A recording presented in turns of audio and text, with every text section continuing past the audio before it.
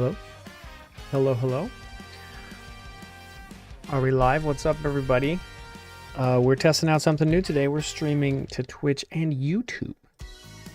And I see we already have 2 people over on YouTube. Twisted Illusion and Old Hattie Hero. How's it going? What's up, everybody? What up? Over on Twitch, we got Dagger, of course. We got System Fan, Likeable Leaf, Louise, Nero, Patty, Raw Dog Mock. How's everybody doing? Welcome back to New Ideas Week, where we are messing around prototyping new video game ideas. On Sunday? Yeah, on Sunday we prototyped one game idea. We're going to prototype a new one today. System Fan says, it's been a while since I've been here and I have to know. Go ahead. Nero Patty just woke up. Wow. Time zones, right? It's like 4:40 p.m. where I am. Let's take a look at the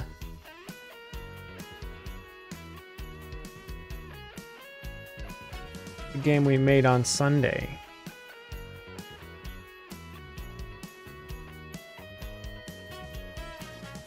Yeah, we'll see.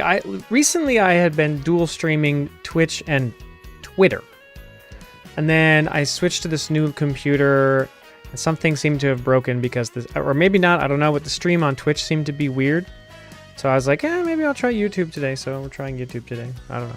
But my camera is acting really weird. Like it's super low frame rate. I don't know what's going on with the camera. Yeah, Zerk said, I know. That's maybe a potential major flaw in the game is that games that can, or like songs that work well with it might be kind of limiting. I don't know.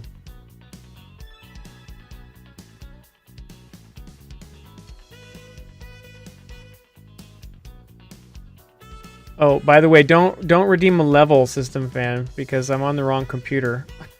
And I don't have a way to play World of Goo 2. I'm nowhere. I think we've had like a couple redeems. And so I think I'm in the end-ish last half of World 2 or something like that. Like nowhere. Like almost no progress on World of Goo 2. But I'm on this new Linux computer that I'm trying out to start new projects. See how it goes. I don't know, but this way I'm a little limited in stuff. Like the TTS isn't going to work because I don't think there's a Linux thing for that. And I don't have World of Goo 2 on this computer.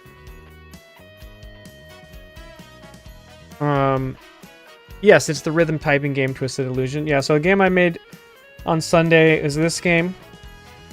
We'll do a quick play of it. So it's this game, Concert Typist. Oh man, why is the camera so laggy?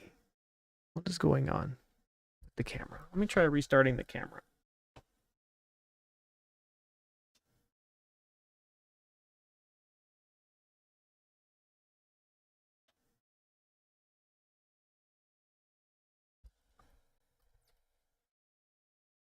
Seems better. I don't know. We'll see if it survives. So this game is, the idea of this game was a typing rhythm game. So it looks like this. Yeah, camera's still lagging. I don't know what's going on with the camera. Just have to deal with it today, I guess. Weird. Oh, maybe OBS is.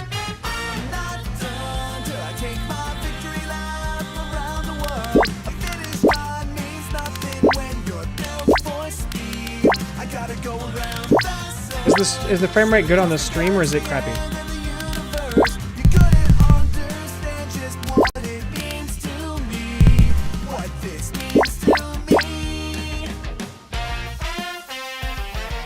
It's laggy, right? What's going on, OBS?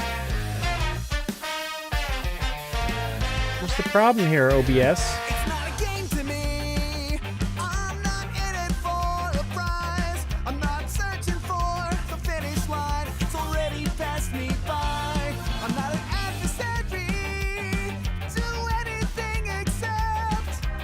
says we're using 12% of the CPU. That does seem kind of high.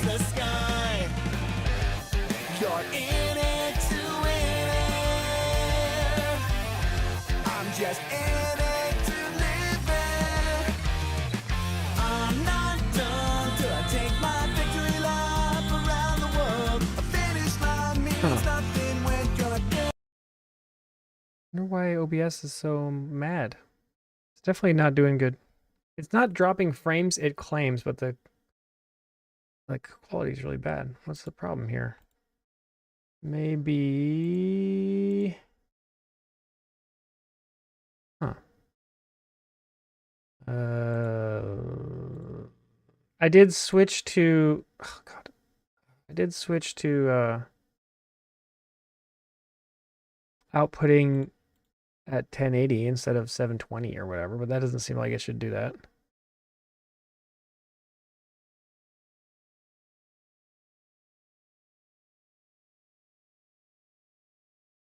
Mm-mm.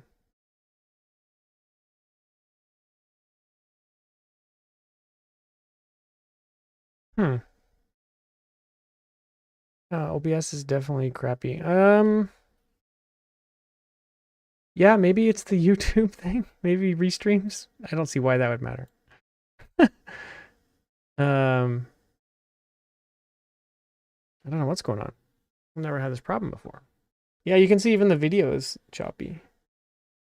So whatever's coming out of OBS is not going great. Let's see, if I go to something simpler, is it fine? Interesting. The CPU just dropped to 4%. Maybe it's because it doesn't like this video. Let me try something. What happens if I do this? Nope. Still crappy. Still crappy.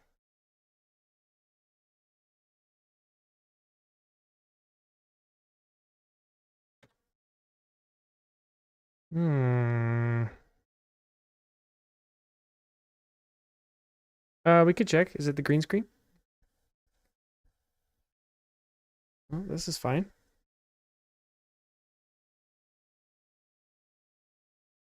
This is fine, right? Seems fine. Hello, everyone. Okay. Okay, let's figure out what's causing the problem here.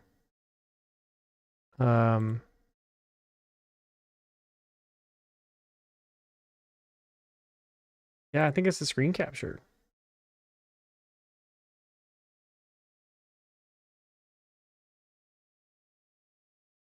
Ugh. What happened? What the heck?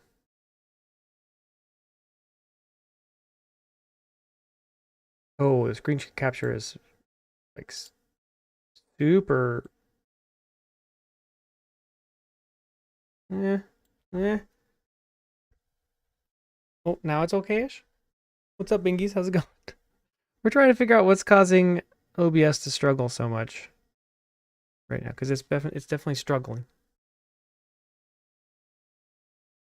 We're working on it. Bingies, we're working on it. Like OBS's frame rate is like super crappy all of a sudden. I'm not sure actually, Neuropatty. Whatever Ubuntu defaults to.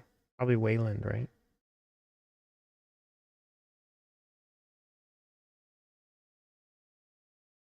It seems okay-ish now. Maybe it was this video. Maybe it was the video playback that was causing problem. Let's try it. If I turn the video back on, is it gonna suddenly start to poop out? Yeah, playing that video seems to really cause problems with the CPU. Interesting. Okay. Well then. That's interesting. I find that fairly interesting, you know? It's not like playing that video back. The video is high res and scaled down, yeah. Is that something OBS just can't handle in Linux? Yes, we're on Linux. See how the Godot window looks weird? See how these little things look weird? Okay, so we think it's the video. Okay, let me do something real quick then. We'll go to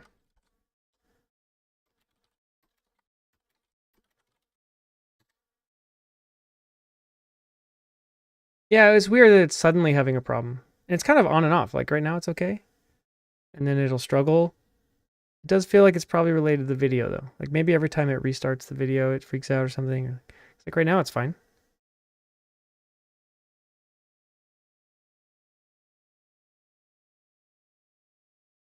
Weird.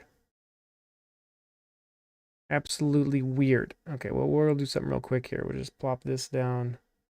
Put this in the pictures folder. We'll just call this that. Save that. Okay, we'll go like this. We're going to add an image. Okay.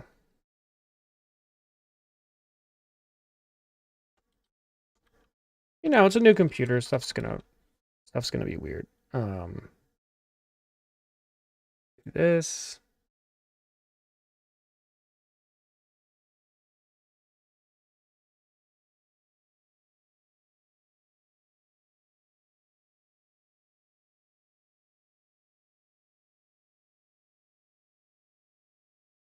Oh, this isn't gonna fit in here very well.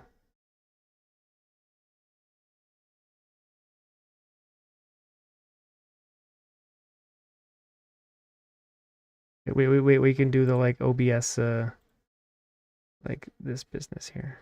Go like that. Like that. Get it. Oh, whoa. Take it easy there, OBS. Take it easy. You can do this. Come on.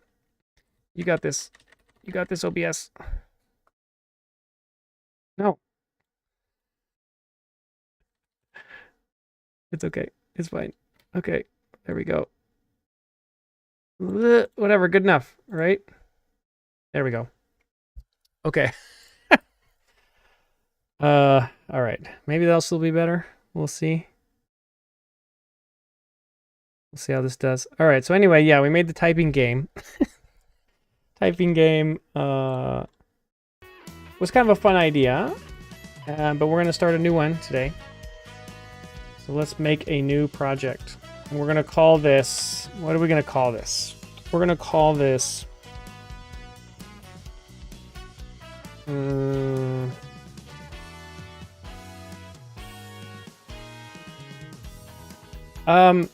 I don't think I am Neuropatty, but I'll have to double check what's going on with my Linux business. I don't know. I'm pretty sure I'm using the hardware and dot whatever thing. Already modded what? You already modded the music game? Bingies? Or what's going on? Oh, hey, Scorpion Swimmer on YouTube. Sorry, I was struggling with weird OBS stuff. All right, so this is gonna be what's this? We're gonna call this. We're gonna call this. We're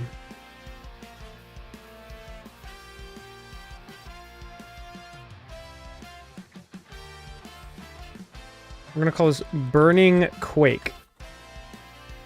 Okay. We're gonna call this Burning Quake. And we're gonna put this wherever I have my other projects. Right here. Right here.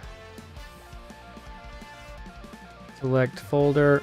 Okay, Burning Quake. And we want forward plus for advanced 3D graphics.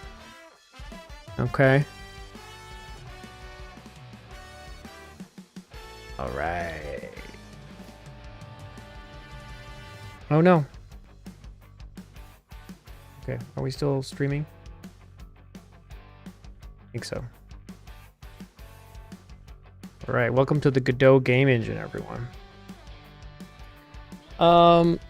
We are now going to attempt to make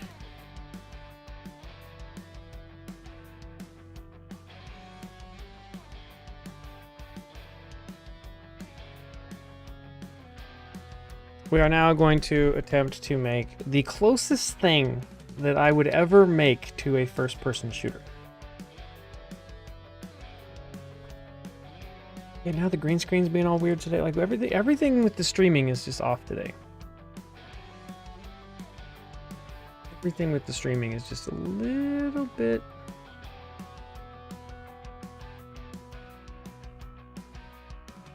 Just a little bit.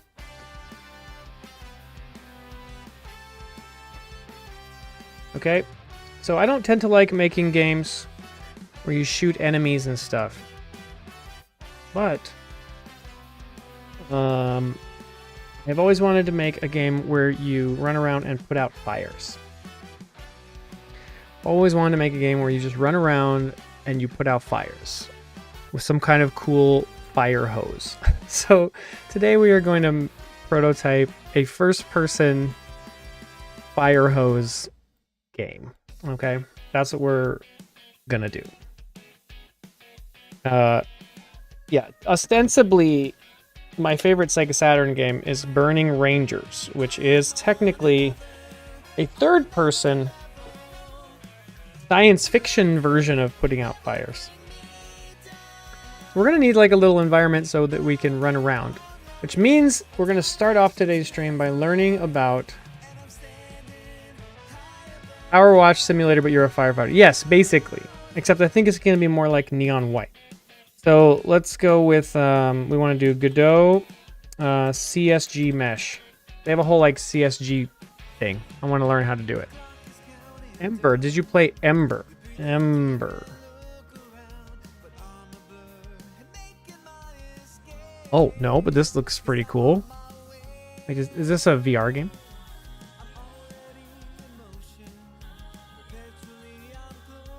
Oh, it's Windows, okay. Let's take a look here. Is this exactly what I was thinking of? What if this is just exactly what I was thinking of?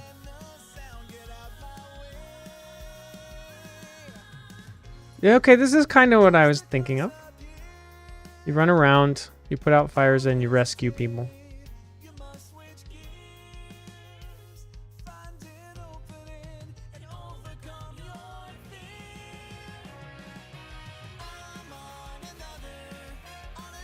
Yeah. Yeah. This is not what I was thinking.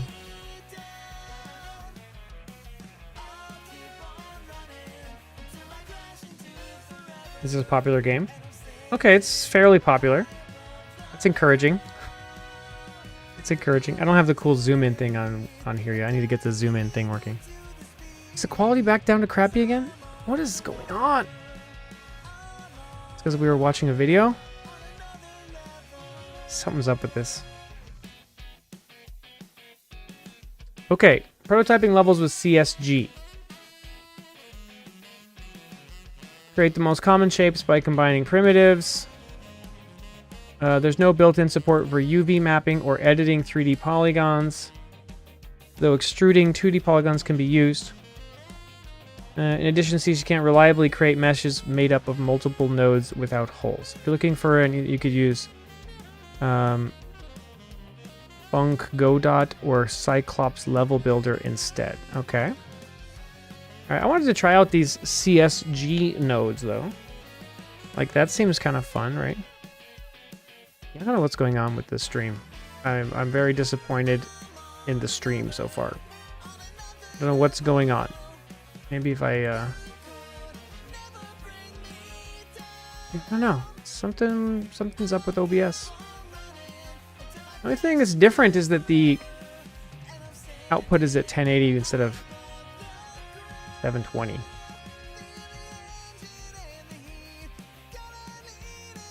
Doesn't feel like that would cause this problem. I don't know. It's bothering me though.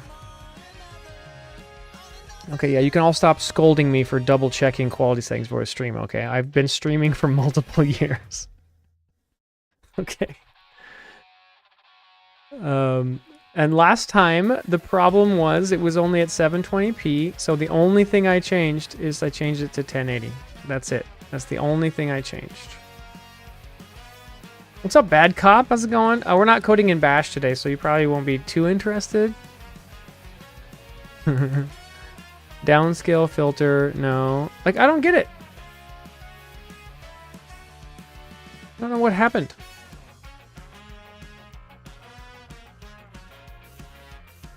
What if we switch to the crappiest compression system? Does that help? Bad cop, you're just too well known for how much you like bash scripts. Okay, so we have various stuff. Each node has an operation. Okay, that all makes sense. Okay, that's cool. That's cool. Okay. All right, so we're going to try making a little room. Perfect. Create a CSG box and name it room. Okay. Let's do it. Okay, so we're making ourselves a 3D scene here, okay? This is going to be called test room. Okay, we're going to add a child node, which is a CSG box. Boom! We got a box. I love it so far. Now we're going to flip the faces so that this is the inside of our little spot here. Beautiful. Okay, how big is our room? Our room should be 10 meters by 3 meters by 10 meters, right? This is going to be our little playground. Okay. Cool. Cool, cool, cool. All right, let's go back and see what they tell us about this stuff. Next, create a CSG combiner 3D and name it desk. Oh, okay, so the desk is going to have multiple pieces.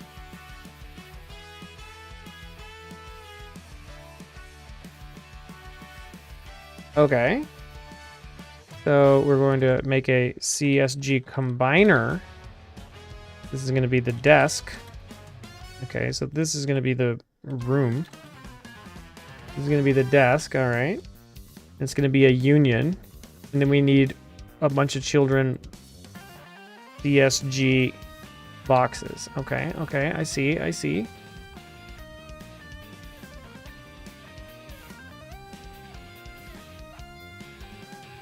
Okay, all right, cool. All right, so how big is a table? It's 1 by 0.2 by 2, right? I don't know if that's big or small. Okay. This is the top. This is the leg. So the leg's gonna be 0.1 by 0.1 by 0.6. Oops, no, 0.6, 0.1. Okay. Okay, now how come we can't see our desk? Is it because we're inside the room? Yes. Okay, so we have to figure out how we tell it to combine these things. Okay, but so let's go ahead and just kind of quickly put this together.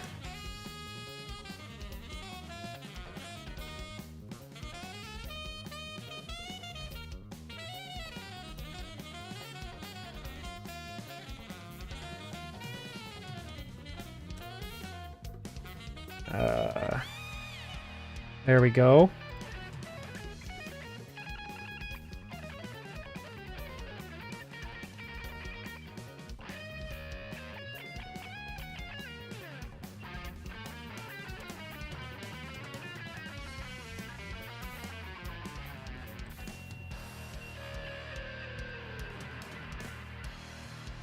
It might be a reasonably spacious table, but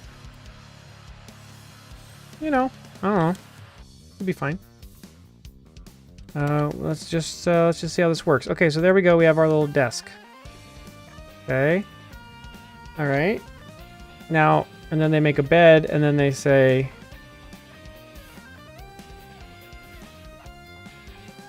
okay, they're showing us how to do all sorts of stuff. How does this work in the room?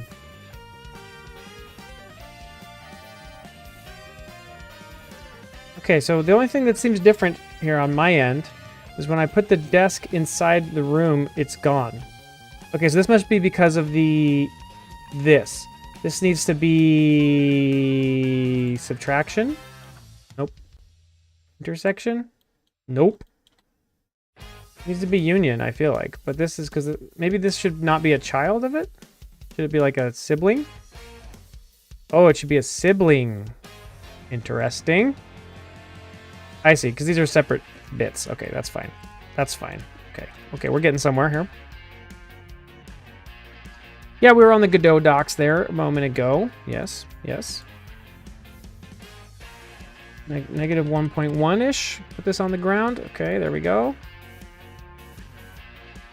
Okay, so we have our little table in the middle of the room. This will give us some stuff to do. Okay, let's make one other thing. Maybe we won't make all the stuff here. But they had some fun examples here. Whoa, you can do like lathe operations. Look at that. Should we make a quick lamp? That's kind of fun. The stand, the pole, and the lampshade. Okay. That's kind of fun. So let's make a CSG combine. Oh, I see. Right. We didn't have a combiner that these were all in. We could have done it that way. Okay. So let's try making a quick little lamp here. Yeah, I can drop the link. Yeah, it's right here. Okay. How's the stream frame rate holding up? Okay, so then we're going to add a CSG cylinder. Okay, so the lamp's going to be over here somewhere. Okay. It's going to be a beautiful little lamp. Here, let's make it so that it's like origin is on the ground. Like that. So this can come up like this, and then you can just grab these and like adjust them. That's cool. We can just be like, yeah, you know, it's like... That's kind of big still. 0.05 maybe? Unity does not have this built in. No. There's an extension you can use, I think, but... so this is the pole. Okay, so then the next one, how did they do this other thing? Oh, and there's a cone option. Oh, interesting. So if I duplicate the pole, bring it over here, and say, just kidding, you're a cone. Look at that. And you can just go brrr, brrr, brrr, brrr, you know? This is pretty cool. This is pretty cool already. Okay, so there's the little bottom part. And then they were like, oh, so this is the stand. This cylinder reminds me of how I came up with a line cylinder intersection test for my ray tracer that completely bypassed the fact that cylinder has rounded faces, which are a pain to intersect. How did you just do a distance to a line segment, which would be actually kind of the distance to a capsule, and then like clipped off the top and bottom or something? Although then I guess finding the correct distance outside the edges would be weird. Now, maybe the distance only matters if it's a SDF. I don't know. Okay, so let's look at this other one that they were talking about, which is the CSG polygon. Draw a trapezoid while in the front view. This is wild. Okay, here we go. CSG polygon. Okay. Okay, so if we go to the front view, whoa, look at this. We can just freaking... Okay, hang on. Let's bring this out here somewhere so we can see what we're doing. So they were just like, yeah, you can just like...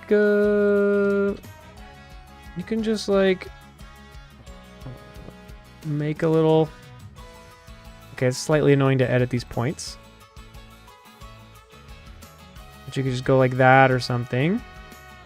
Let's say, there it is. And then you go back to this thing. Then you say mode spin. Oh my goodness, look at that.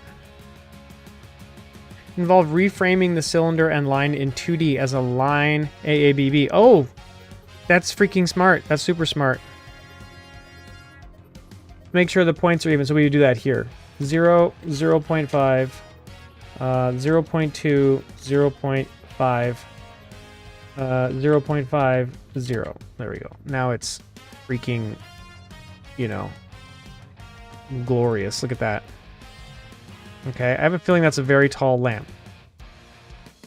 We did not do anything to scale here. Okay, look at that. Maybe we'll make a little bookshelf because this is kind of fun. Let's add another CSG combiner. We'll call this a bookshelf. Okay, and this is going to be kind of cool because you make a box and then you subtract stuff. So let's do that. So we're going to add a box, 3D. Okay. And I think that our bookshelf should be 2 meters wide, 2 meters tall, and 1 meter deep. That looks good. That looks good. Okay, it's going to go sit over here. But let's not make, let's make it sort of like they put it in the corner of the room and they like rotate it a little bit just to give ourselves some different surfaces to mess around with here. Okay. So this is going to be our little bookshelf here. Okay. So then we duplicate this. And we bring it in a little bit. We bring it down a little bit. We bring in this edge a little bit. Like that, and we bring this, might as well stick this out a little bit, and then we say this one is going to subtract. Look at that. Just cut a hole in that geometry, baby.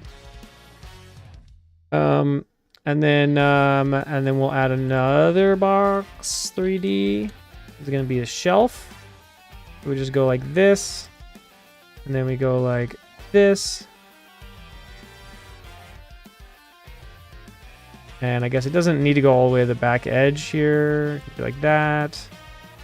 And it could be inset a little bit just for fun. And this is union, which is what we want. And so then we'll put one right there. And we'll put one right there. Look at that. And now we got this little bookshelf that we can manipulate around. Look at that. Isn't that cool? Okay. So let's try and just get together like a little yeah, and the nice part about it is that you can go over here and be like, if I want to move this shelf, I'm not manipulating a mesh, I'm just moving the like primitives that describe it, which is quite nice. So this is the bounds, this is the hole, this is shelf 1, and this is shelf 2. Okay. How are we looking on the frame rate? We're looking okay. APO is coming in over on YouTube. How's it going? Maybe also make a chair. Yeah, maybe if we get a little farther along with the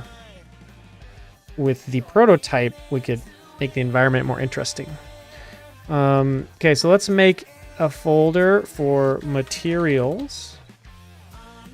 And then let's make a new resource, which is a standard material 3D. This is just going to be the prototype grid.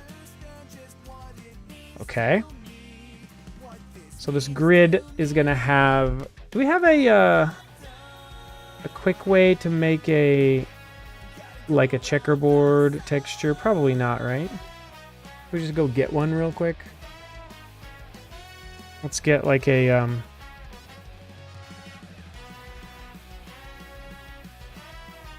Here we go. What do we want? Do we just want like...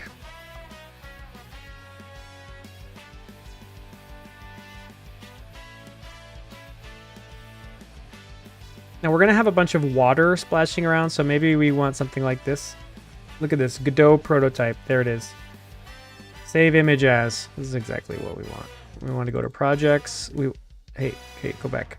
Projects, Burning Quake, new folder, textures, and we're just going to save this as orange grid. Okay, so now we go back to the Go dots. We should be able to go to our thing here, and we should be able to quick load our orange grid, and then plop that in. Okay, so now I wonder how we control the UVs. Is there any control over the UV generation? Because it's not like even. Look, it's like it's just stretching the texture onto the whole thing. Let's see if this thing talks about that at all.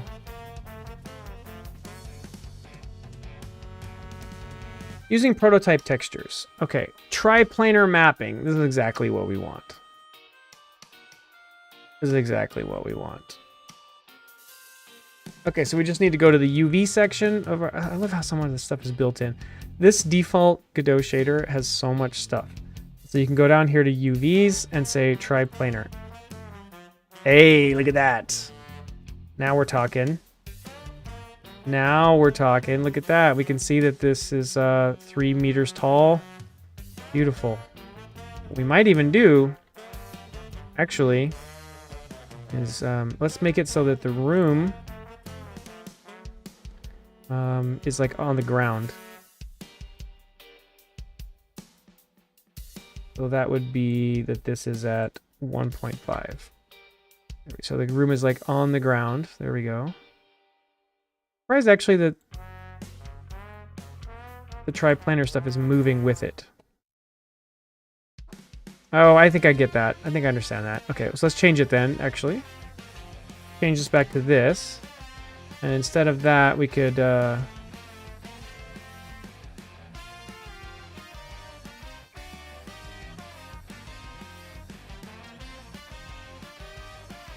No, interesting. Okay, I'm not going to worry about it. What's up, Toak? Yeah, so... you can use basic CSG techniques to make quick meshes in Godot. So here, this desk is...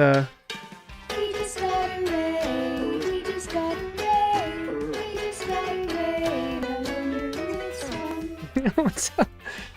Kuju, how's it going? How's your stream? Thank you for the raid. What's going on? What are you up to? We're prototyping some new stuff today. Thank you, Bro Honky. I'm glad you like my raid animation. By the way, Bro Honky, your levels are looking awesome in Parking Garage Rally Circuit. I'm gonna make a video soon showcasing some of the creations. 5 painful hours on implementing parallel merge sort. Oh my god. We have done nothing so far. All we're doing right now is we're learning in Godot how to use the CSG nodes to quickly make a little test environment. So far what we've done is we've learned how to use the CSG nodes to make little things like this bookshelf, which is actually comprised of primitives, CSG primitives, which is pretty cool. So like, you know, it's like it all becomes one mesh here. Should you have a collider and stuff, I think.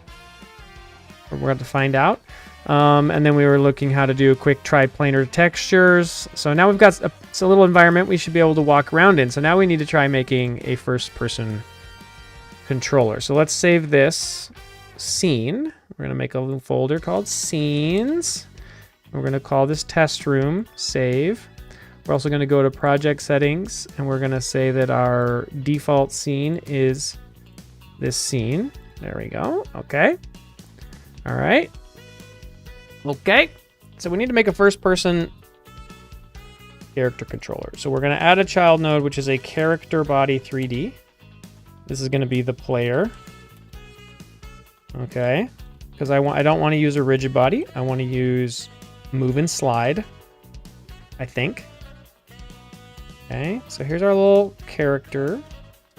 And we're going to add a shape, collision shape 3D. It's going to have, I guess we'll just go with a capsule, right? It's a standard character approach. And we want our character to be 1.8 meters tall. No, you know, he's actually 2 meters tall, right? Come on.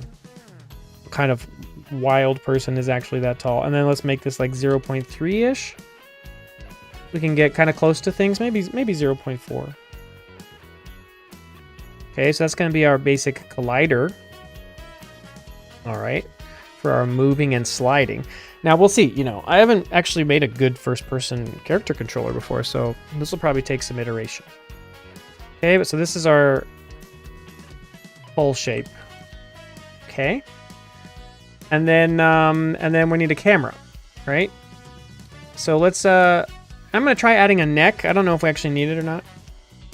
Yeah, I don't think I'm even 1.8 meters tall. No, I'm not. I'm definitely not. Right? I think I'm like 1.7, maybe 1.65 or something. Okay, so let's just add a node 3D. This is going to be called the neck. Okay, here, let's get the player out here somewhere where we can just sort of look at it in isolation. Okay, now which way is going to be forward? We're going to use the Z forward as forward, perhaps. Let's look at it from this side. Well, that doesn't help me much, does it? Let's go like this. Here, player, come over here. Okay, let's look at you like this. Okay. There we go. There we go. There we go. Okay, and so the neck is gonna be, I don't know, you know, here-ish. What is this? Let's do 0.45. I actually don't know if it's best practice to have a neck transform or not.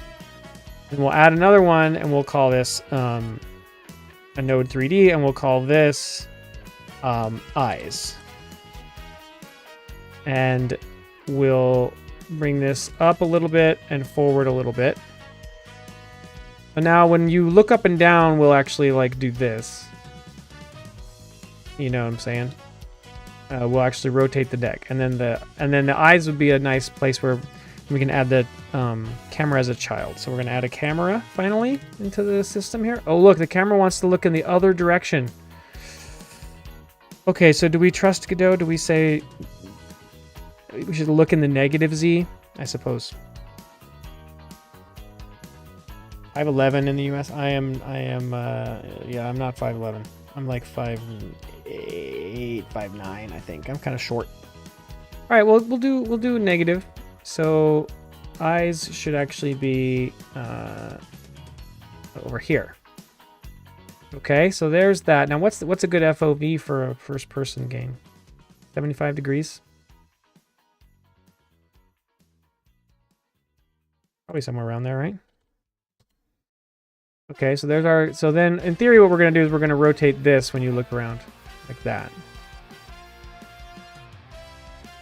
And we could actually break this up into two separate pieces. Why not? So let's call this neck tilt. And then we're going to make another node. Right here. Yeah, right? We're not... Yeah, I don't think we're going to rotate the collision shape, right? So let's call this neck... yaw. Okay. We'll copy this. We'll paste this right here.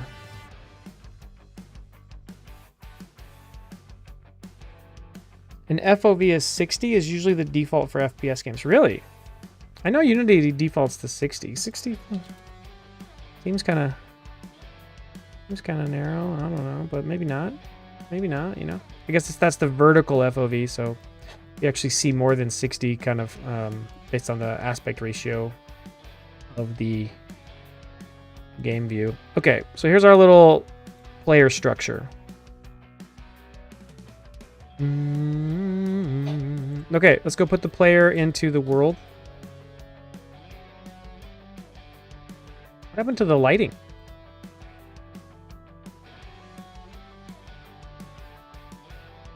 Once we added a camera... Oh, no, it's because I turned this off. There we go. There it is. There it all is. Okay. Does this mean there is a directional light happening somewhere? Like, where are these shadows coming from?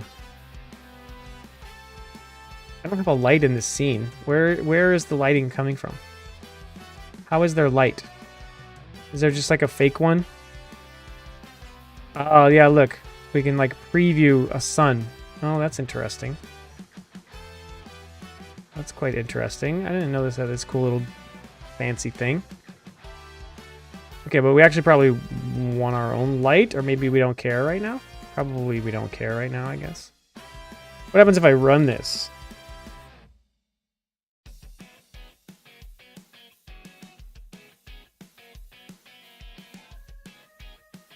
Yeah, so we have sort of darkness. Okay. So let's quickly add in a world environment. We probably actually want one of those. Okay, so now we have a bunch of stuff we can toggle on and off, like screen space AO and SDF-GI and cool stuff like that. And then we can also add in a light, a directional light 3D, which we could call the sun. I mean, it doesn't make... Maybe we don't want that. Maybe we want like some point lights, actually. Let's see. Omni light. Okay, well, we could put a light actually over here where the lamp is.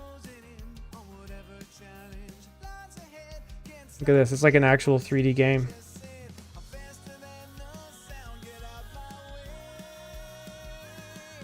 Okay. There we go. We got some lighting in here now. Look at that. Interesting. This is so dark. Why is that so dark? Doesn't that seem a little weird? Does it think it's in shadow? It's just too far away. It's too far away to be lit up by this thing, I guess.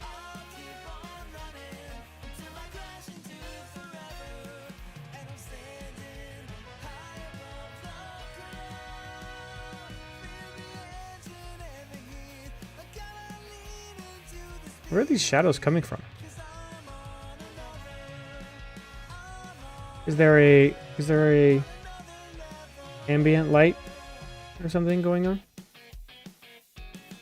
No.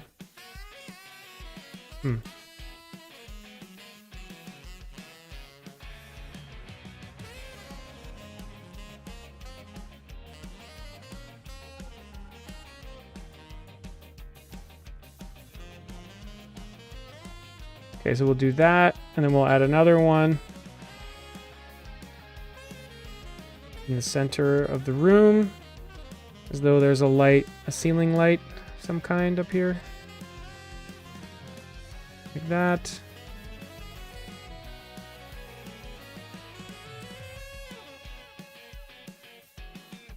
Okay. And that one can cast shadows. Hey, look at that. What's up, second favorite? Look at this second favorite. We're doing freaking like 3D stuff right now. Yeah, we made a little room in Godot. Look at that. Isn't that weird, wild stuff? Okay, so now what we need to do, save this. Okay, let's save this. So we need to make a little player script. Let's see if we can walk around. Let's see if we can walk around in 3D, okay? In first person. So we're going to attach a script called grips. And this is just going to be player controller.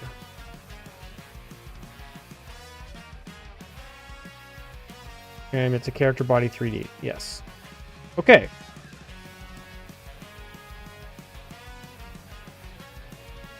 Scripts. All right, so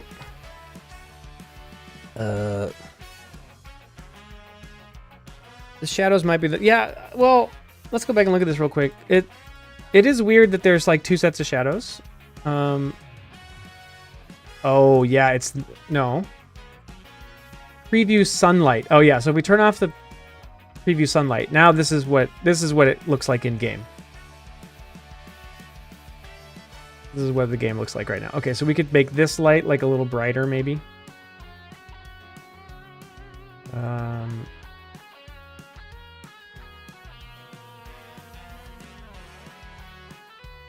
And we could make it like a little bit bluish.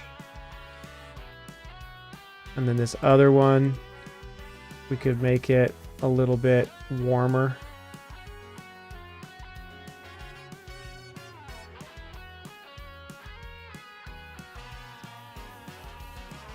You know, but whatever.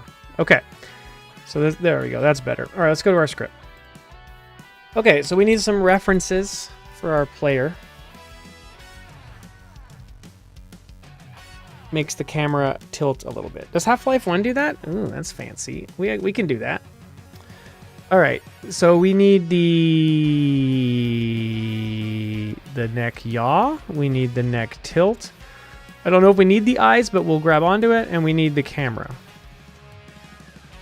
Okay.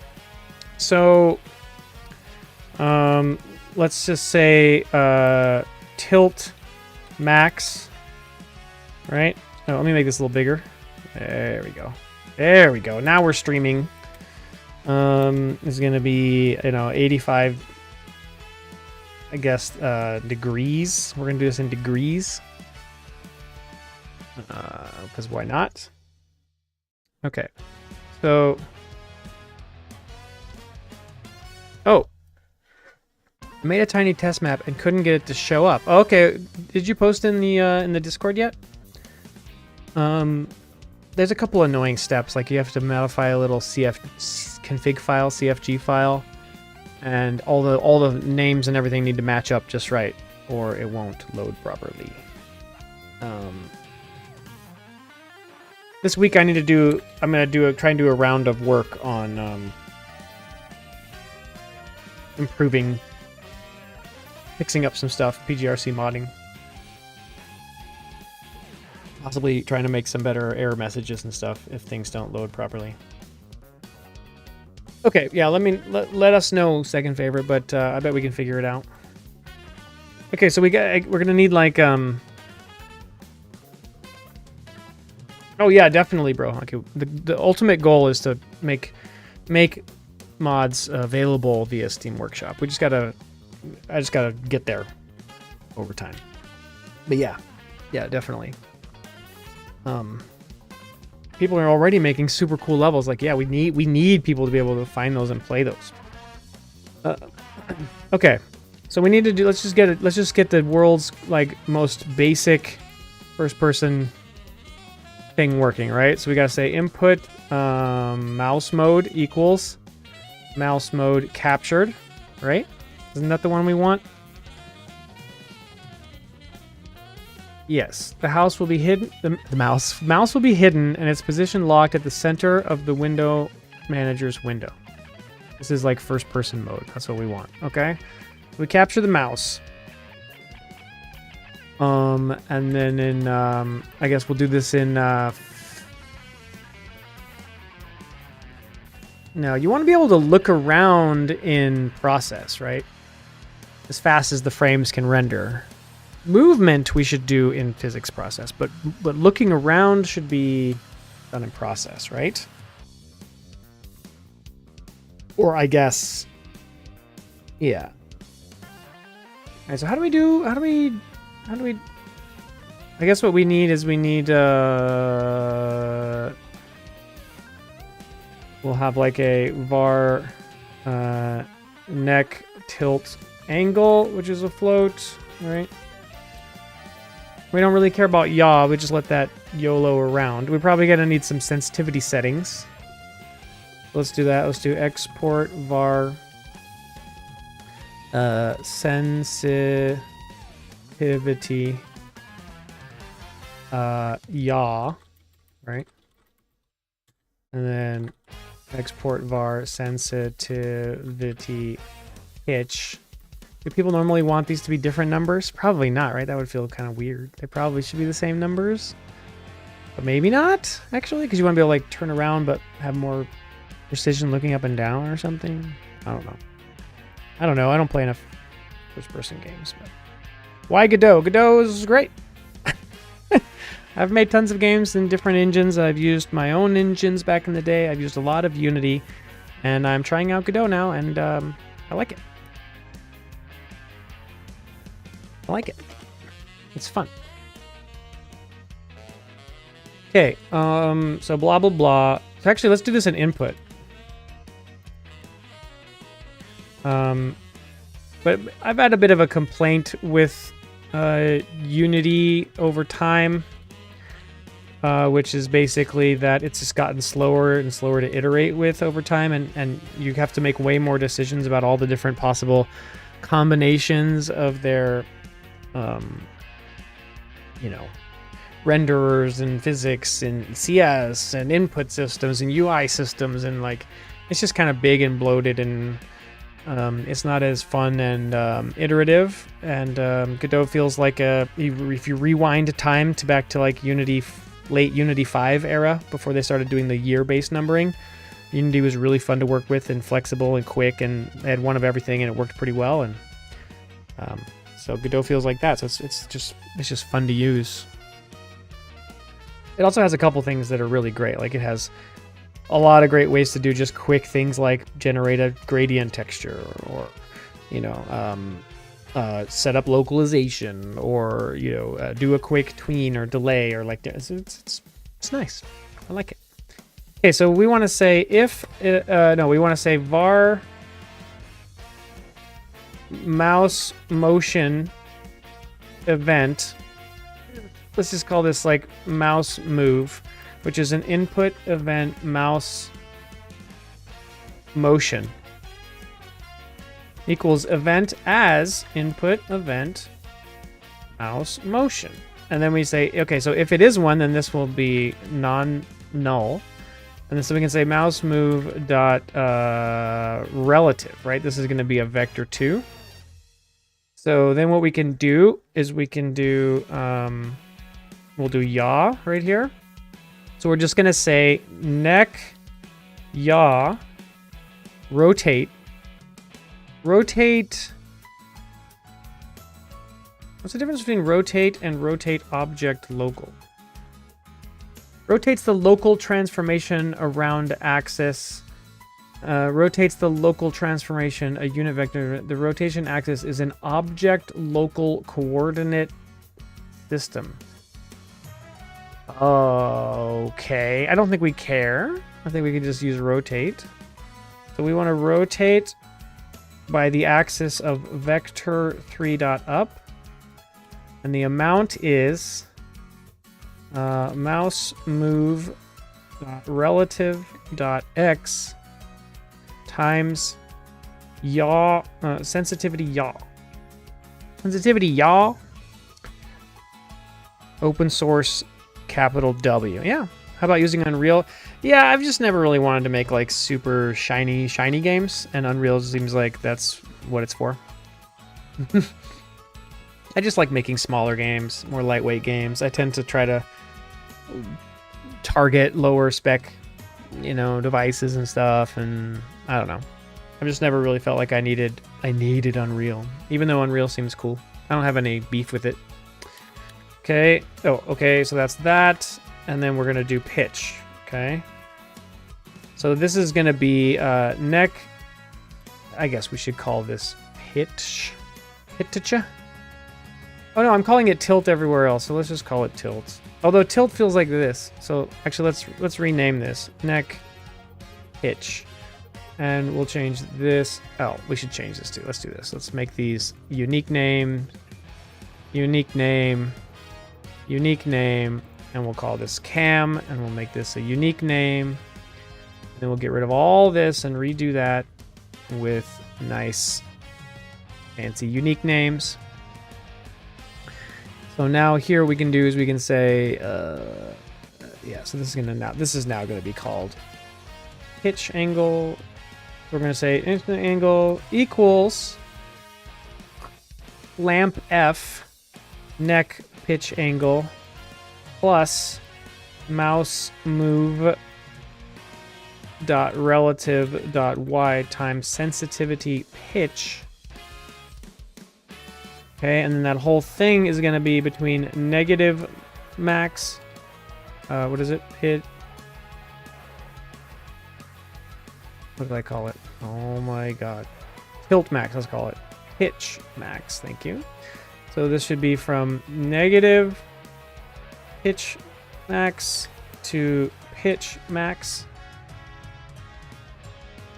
Oh yeah, second favorite. I did update the documents, but it only works with PCKs right now. It doesn't work with zips. Okay, now this is a little bit weird because this is in radians and this is in degrees. So if we want our sensitivities to be equivalent, then this whole thing needs to be deg to rad. We'll wrap it in that so that we can think about this in terms of degrees. Cars can do corkscrew tracks. Ooh, I'm excited about this second favorite. And then this is going to be in degrees. So then here we can say neck pitch dot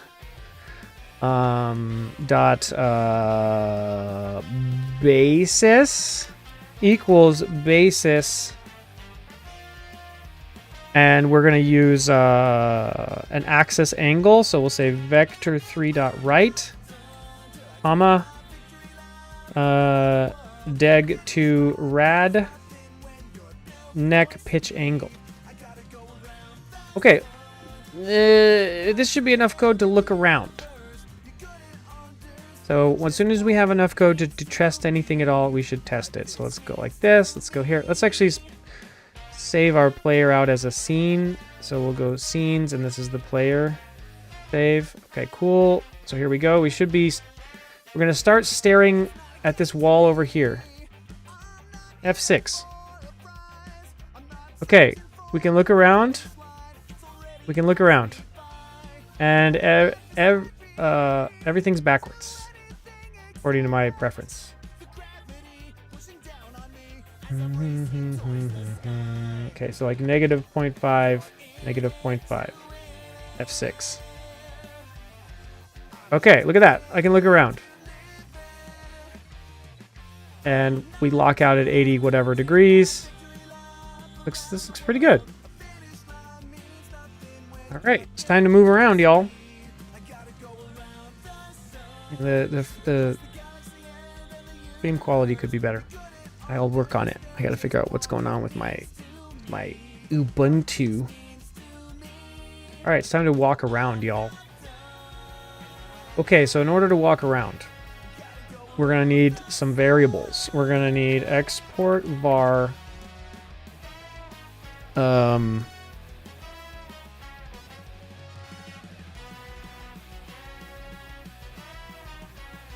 we'll call this walk speed, right? And also export var walk excel.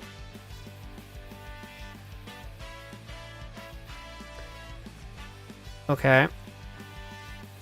I'm surprised that you could get the car to do a loop, second favorite. I'd be, if the car's upside down, I would think that the camera would start to wig out quite a bit.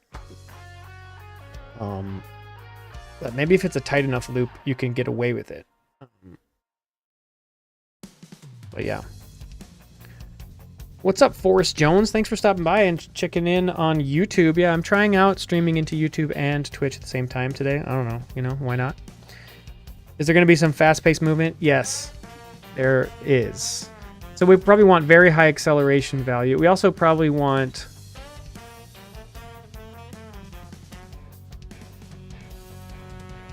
yeah, well, whatever. This will be good enough. Okay, and then we're going to need to know... well, let's just try walking around, and then we'll get jumping going, right? So maybe what we could do is we could remember the...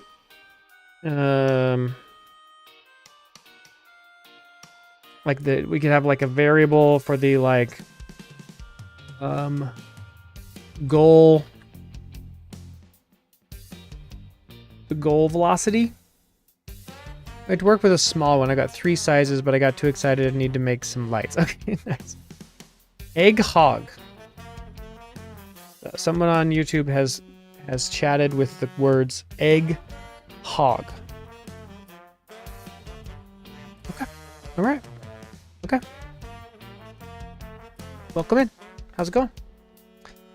Do we want to do this way? So we'll call this our movement.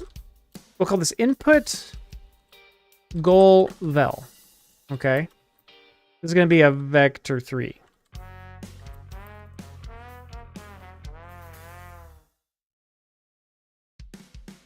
Although maybe that's... yeah, no, let's just do this. Let's say input...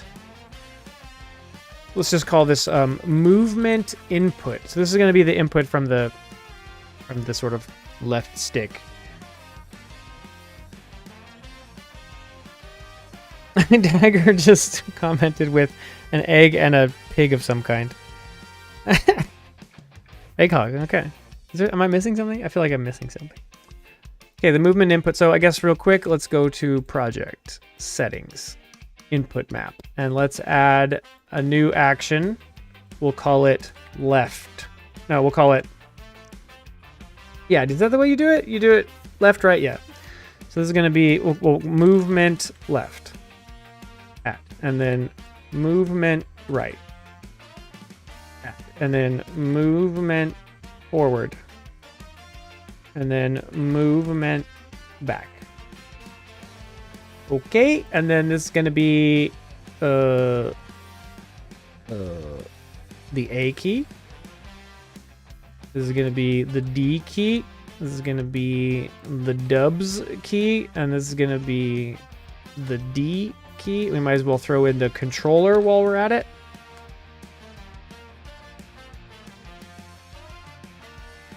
Boop. Boop.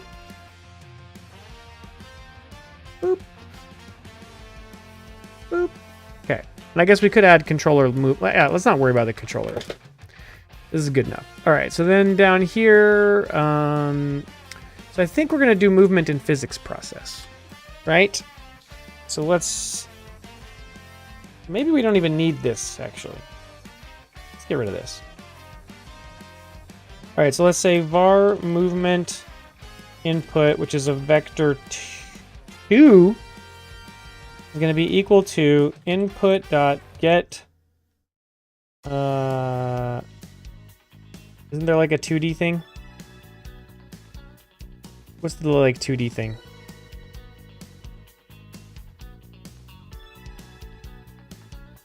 Get vector? Yes. Get vector gets an input vector by specifying 4 actions. Method is useful when getting vector inputs is from a joystick. The vector has its length limited to 1 and has a circular dead zone. Beautiful. By default, the dead zone is automatically calculated from the average of the action dead zones. However, you can override the dead zone to be whatever you want. Okay, so get vector. Negative x, negative y, positive y. Okay, so this is going to be movement right. No, movement left, comma, movement right. We haven't done much bingies. We made a little room, and then you can look around with the mouse.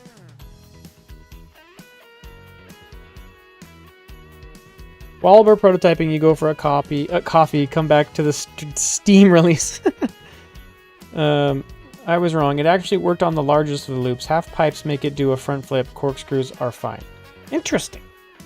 Corkscrews would make sense to me. If the forward vector is generally pointing forward, the game would generally prefer that, I think. Movement back. Movement forward. Okay, so that's going to be enough. All right, so now what we're going to do real quick here is we're just going to say... We're going to say var goal vel, which is a... let's do this. var look forward, which is a vector 3, okay, is going to be equal to what? It's going to be equal to... Actually, the look forward direction on our player is the neck yaw minus z direction. Okay, so that's pretty convenient. So we can say neck yaw dot global basis dot z, but negative all that. Okay, and we're making a first-person game, bingies. What? A first-person shooter, except it's not really a shooter, but kind of a shooter. Okay, so that's our forward direction, and then we can say var look right, which is a vector 3, is equal to neck yaw dot global basis, and I guess, yeah, we'll worry about if the character can ever tilt itself or something later, right? We're writing the absolute simplest first-person character controller right now. So this would be the positive X. Positive X. Okay, so we've got those two vectors. Then we can say var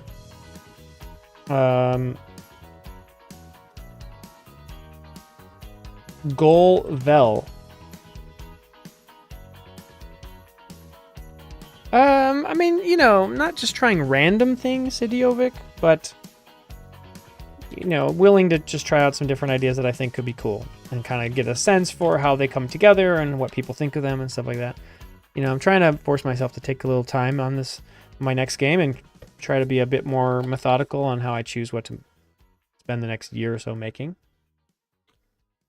I have had a couple ideas stewing around for a while, but I want to try some other new ideas as well, just to make sure, you know, I feel like I've got options.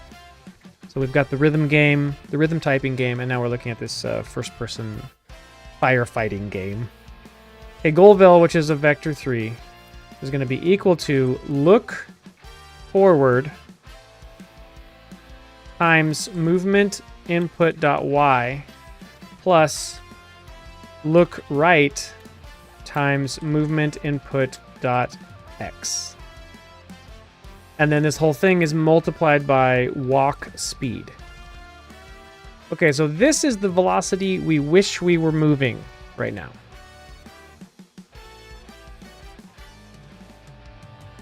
So then what we want to do is we want to say velocity, which is our character body 3D velocity. In before he discovers something shiny and abandons all methodology. Yeah.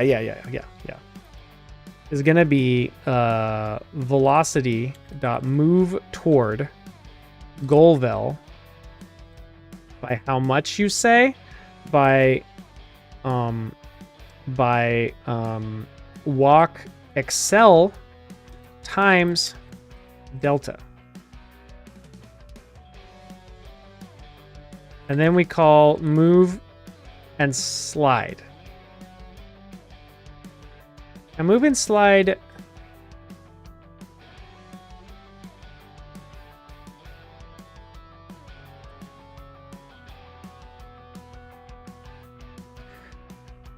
returns true if you collide with anything, false if you didn't. Okay.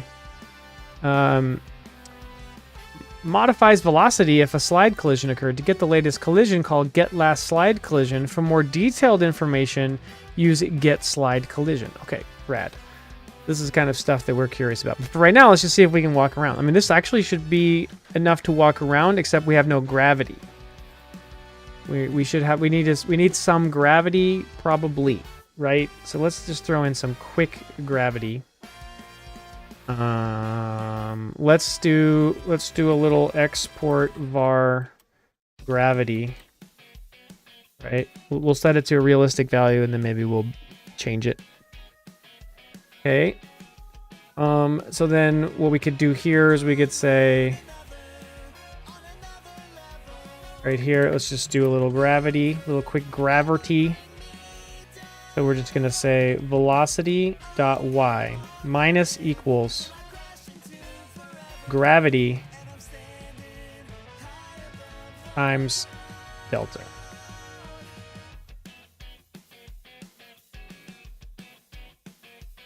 And then what we can do as we can say is on floor. So if is on floor, velocity dot y equals 0. And later this is going to have to be better probably. I no longer trust my friends with project repos. Oh, what happened? I don't think I could program with a chat. Just one person sitting next to me in my program breaks my concentration. I actually kind of like talking through what I'm doing as I do it. So okay, so this should be enough that we might fall to the ground and we might be able to walk around. Let's see. Okay, we're falling very slowly. And we seem to be very short, and we seem to have no colliders in this world. But we can walk around. Okay, so CSGs maybe don't come with colliders built in? How do we get colliders? Make it a first-person game where you're going to use a cool fire hose to put out fires. Did they mention colliders on here at all? How do you get colliders? Or do we just need to make, like... I mean, you're gonna have to be able to get collision. Right? Right?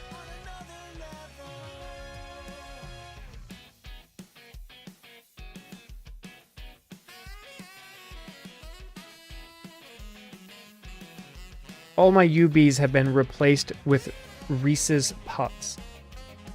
Can you use mesh colliders? Well, I mean, I assume so, but I was wondering if there was like a way to just be like, hey, give me a collider, bro. Oh, use collision.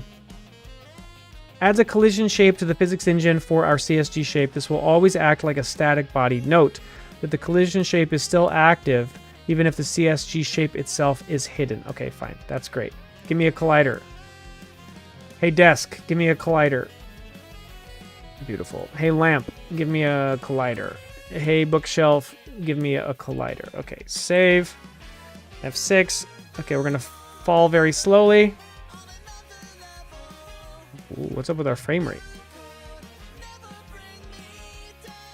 Okay, okay, we can collide with the world. Yeah, the frame rate's terrible.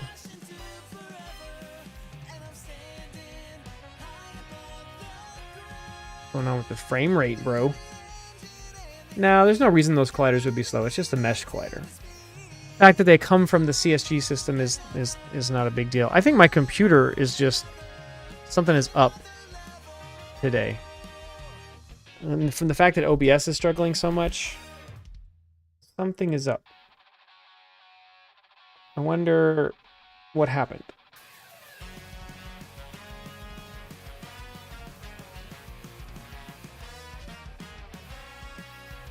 Something's definitely up.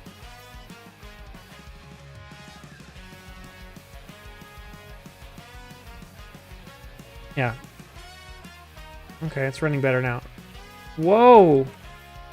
We can move really fast left and right and really slowly forward and not back at all. What's going on there? Am I missing... Did I get one of these wrong?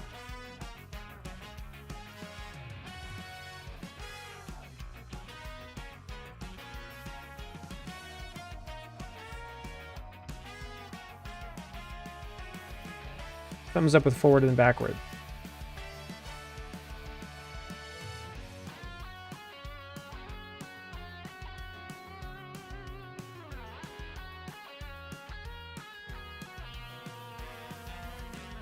These should be normalized.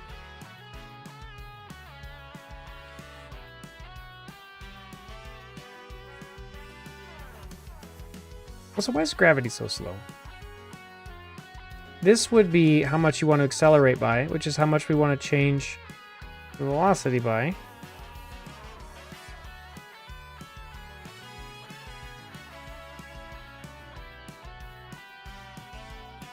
Yeah, something is definitely up with moving forward. Okay, let's take a look here real quick. Let's print this out.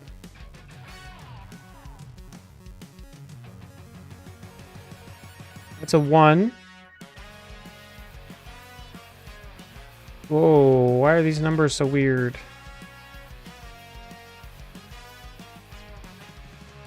These are not clean numbers at all. When I go to the right, it's like it thinks it's a 45-degree angle. So I did something wrong with this then.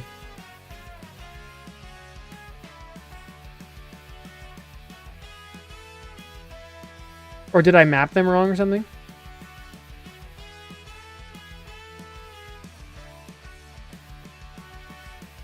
Oh, yeah, you're right. That's true. That's true. So we need to say var prev y vel. Thank you. That's right. We're only ever getting one frame of like the velocity, the y velocity. And then here we'll just do, there's going to be a better way to do this, but we'll just do it like this for now. This is the 5-second fix. There we go. And actually we could move this up then so it's above. Put this down here. Okay, so now we should fall faster, but we can't tell. Now what's up with these? Something is up. Project settings, input map. Did I get these wrong? Left is A, right is D, forward is W, back is back is supposed to be S, everybody. S. How about that?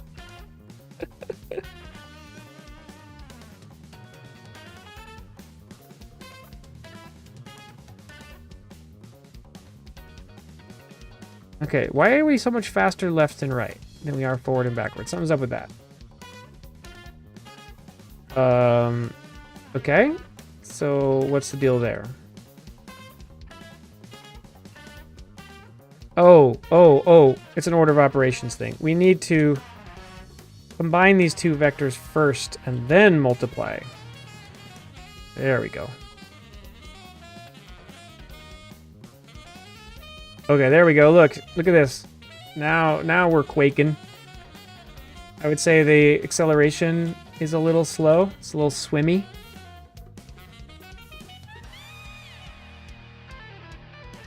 Yeah, but we're getting somewhere. Ceiling feels really low. I guess it would be like a 9-foot ceiling. That's kind of low. We almost quaking. All right, so let's go to the player. And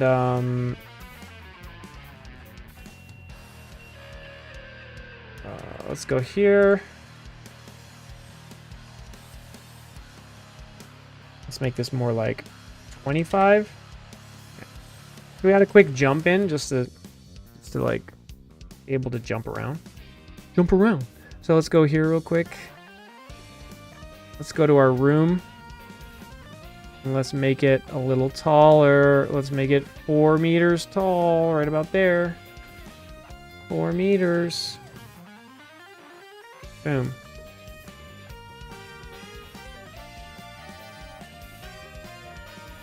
You're more of a quacker. Okay, cool. That's understandable. This is a very low table. This is a little kitty table. Now you can see our eye height here is a little below 2 meters, so that feels okay. You know, the bookshelf is actually not that big. But this is a cute little kitty table. Oh.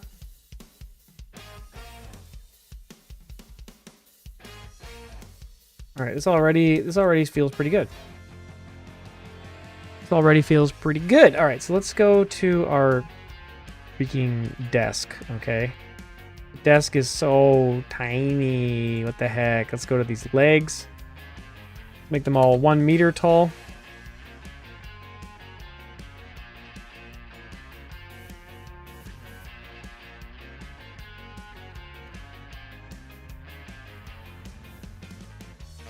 Yeah, this is probably going to be too tall now, right?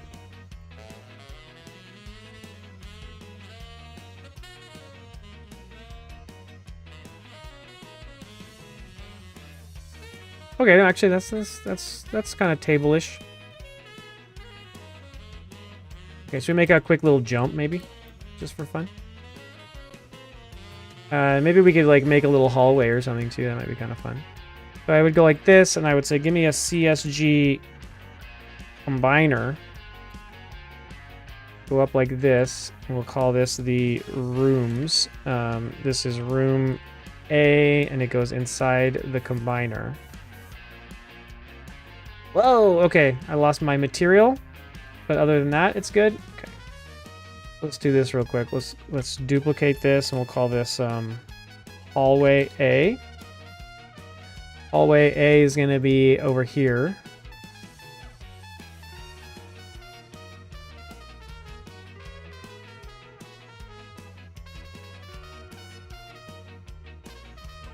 Like that, you know? Dun, dun. Look at that.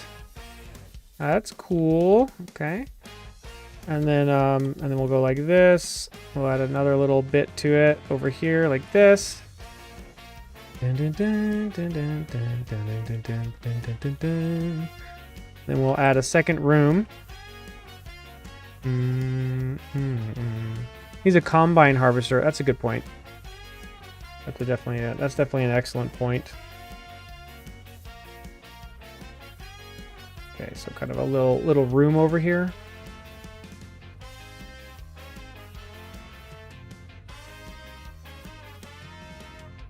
Okay. And then let's go to our light here. Let's dupe it. We'll light up this room over here. Okay. Oh, we lost our collision. So I got to go back to this and say use collision. Save F6. Okay, here we go. So we can run around here. We can go into this room around the corner. Okay, nice. Okay, let's put our material back on this. Oh, is that not a thing we can do now? Let's see. Can I not easily drag this on now? Or what's the deal here?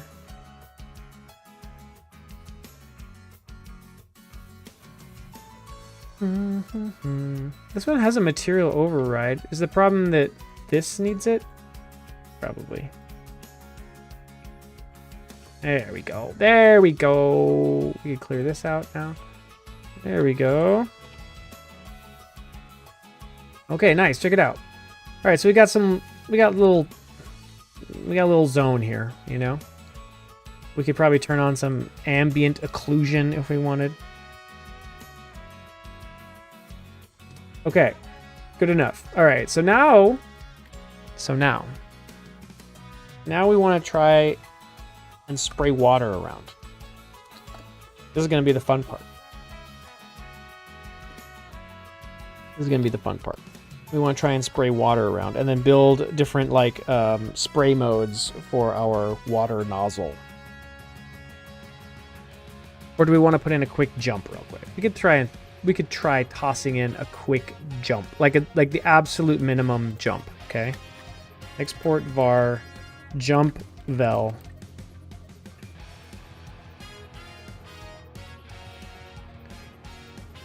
Project input map jump spacebar.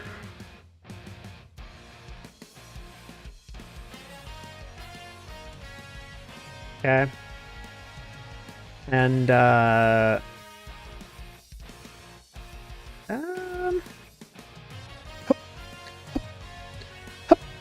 yeah. So if we're on the floor, we'll do this, but then we'll say if input.getAction is action just pressed jump, then velocity.y equals jump, what did I call it? Jump vel. Boom. Watch this. Now we'll be able to jump. Jump. Hoop. Hoop. Hoop. Okay. We're very acrobatic. We actually can jump very high. Jump. Boom, we're on there. Jump. Can't get up here because we're too tall. Jump. Oh, I can. I can jump really high. Jump. Jump. Jump. Jump. Jump. Easy, easy, easy, easy. We're sliding. We're sliding. Jump. Okay, cool. We can move around.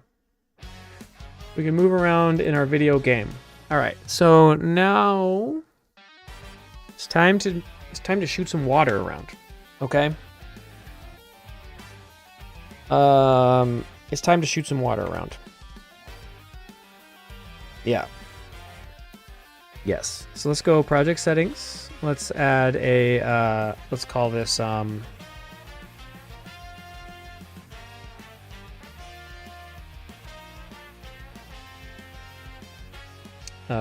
we'll call this main shoot. And we'll call this alt shoot.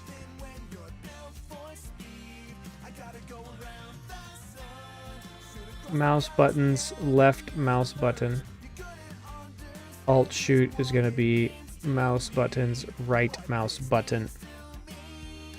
GD script is pretty. I agree. Hey, White Top Hat, how's it going, by the way? Sorry, I didn't see your message earlier. Yeah, I like GD script. It's nice. Okay, so let's go here real quick. Let's look at our player. Can we make a quick little CSG combiner. We're going to call this the temp nozzle. Okay. Can we...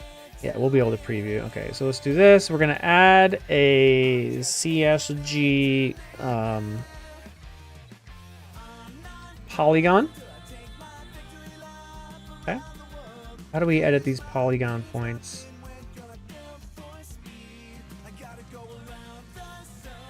How do we add points?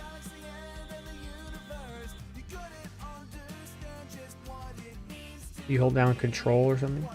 Yes, you do. Okay. So our little nozzle is just going to look like this.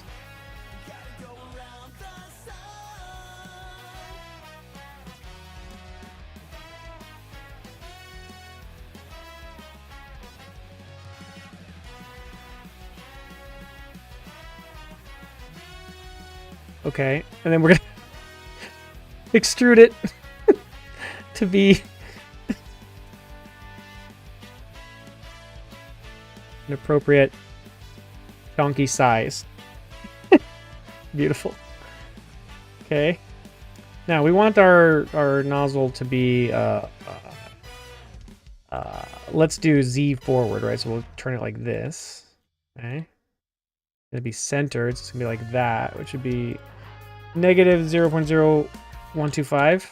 Yeah. Yep.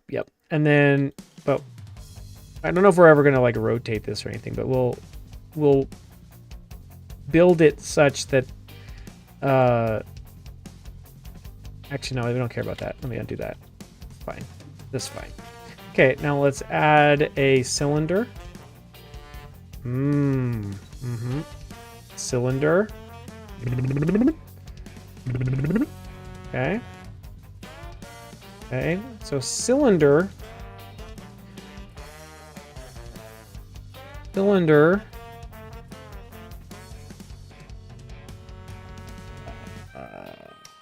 That's interesting.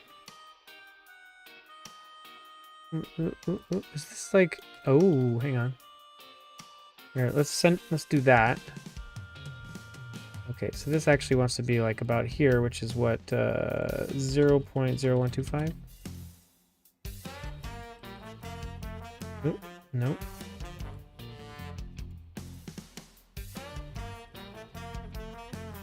Okay, something like that. Good enough, whatever. All right. This does not need to be... Like, the part we care about is what we're about to do in a second, which is when we, like, get to make it launch water into the world. So let's just make a quick little... You know, nozzle shape. Okay, this is our little water squirting device. Okay.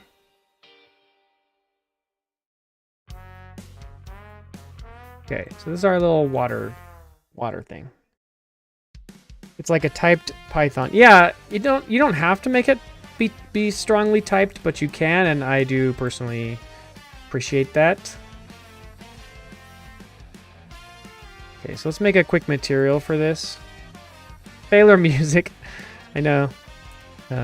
Resource, standard material. This is going to be the nozzle.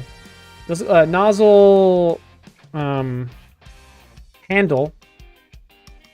Okay, so the nozzle handle is going to be kind of a greenish color, I feel like. You know? So we want, so this is the handle, this is the nozzle.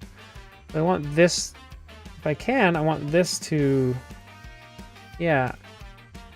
I don't know if you could do this, if you can have different materials for the pieces.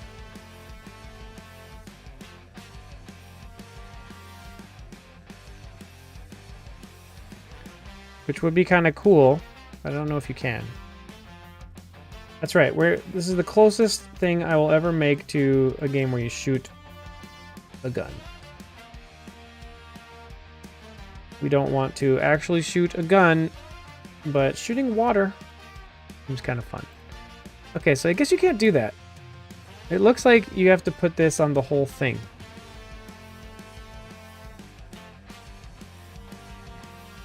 Yeah. Okay, well, whatever. Kind of a bummer. It'd be cool if you could set a different material for this stuff. It doesn't seem like you can. Yeah, I don't see any way for that to work. Okay, whatever. Not gonna worry about it. This is our little nozzle. Okay, so now this thing needs to be in the camera's view.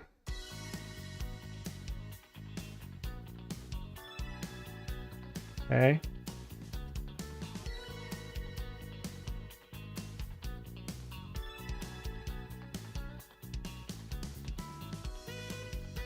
Just sort of hanging out here, right? Oh, that's like really close. Well, maybe it's not that close. And I think like lots of 3D first-person games tend to like draw the gun with a different field of view and stuff, right? But this is going to be good enough for us. Okay, so then, and I guess we're going to have this like, yeah, let's actually add a child node, which is a node 3D. We're going to have that first-person game problem where it's like, do you actually shoot from the center of the head, or do you shoot from the visible gun? And if you shoot from the visible gun, then you have a bit of a problem of like how you decide the angle, how it should work. Do you have it like curve to where you want it and then go straight? Which might be what we do. Okay, so this is going to be the shoot origin. Okay.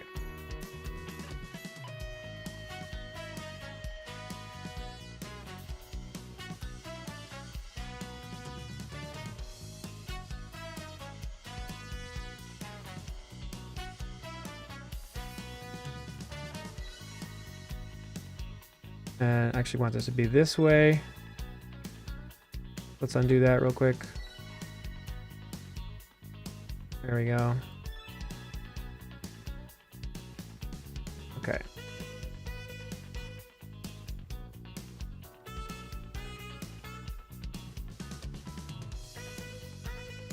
Pretty much all first-person games shoot from the eyes. Yeah, and then they just fake it and make it look like it's coming from the gun.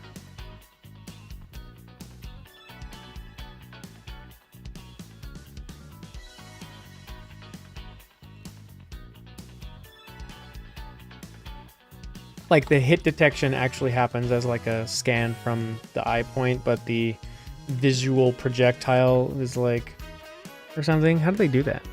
How do you decide though ahead of time? Like, okay, so there's our shoot origin. Whatever, this is gonna be good enough. We'll save this. Let's go back here. Let's F6 and see if we've got a little. Oh right, it doesn't rotate with us because we have. Oh, yeah, of course. Adjust the hierarchy there. This actually needs to be a child of neck pitch. There we go. Save that. Come back here. F6. Okay, there we go. So we can run around with our little tutor. It gets finicky with actual projectiles. Oh yeah, I mean there's a discrepancy. Yeah. I mean what we could do though with this game potentially is just center it. Like you're holding it right in the center. That like classic like Doom, you know. Also, why are we getting a material here but not in here?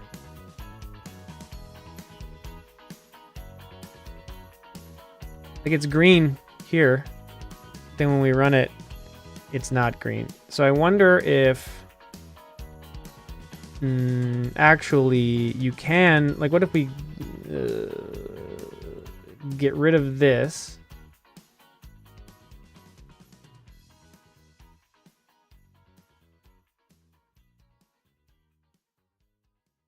Do that. Does that actually work or no?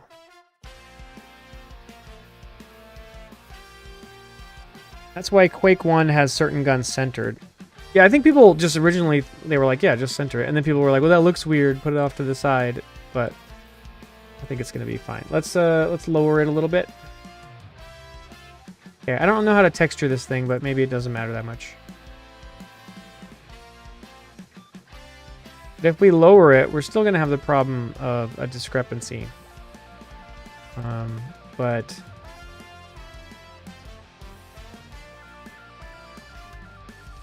just go like that.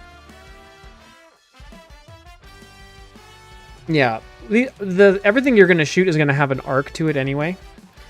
So the crosshair is going to be more of something you have to think about. Yeah, we'll do that at some point if we actually make this game idiotic. I'm not going to worry about it today, though. Okay.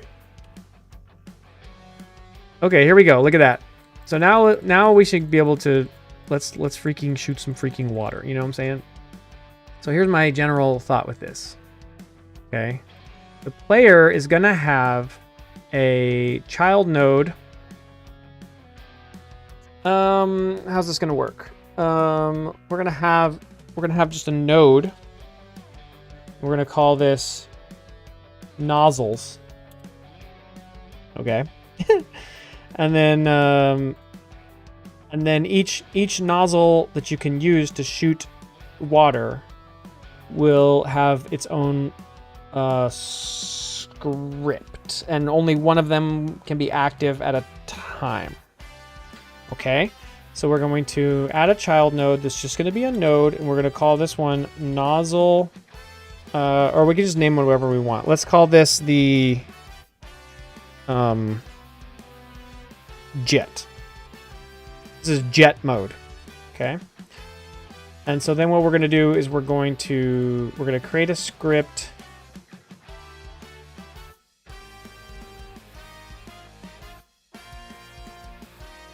Yeah. And we're going to call it Nozzle, which is the base. This would be like kind of like the base class for a nozzle. Okay. So a nozzle class name Nozzle. Let's rename this with a capital N, please. Okay. Okay, so what some games do is find what your object crosshair is pointed at and shoot at that. Yeah. Nozzle.nozzle. Yeah. That makes sense, Dolphin. Everything we're going to shoot here is going to have a fixed velocity and an arc to it. So I think it's going to be fine. I think you're going to learn to aim kind of relative to the power of the sprayer you're using. What's up, Little Robot Games? Yeah, we're using Godot. We're making a little first-person game right now. What? Okay, so what are the functions that these things need? It's going to have a func where you... basically, we need to tell it... Like, we're going to deliver water to it. Deliver water. Or really, what we could do is we could say, like, func...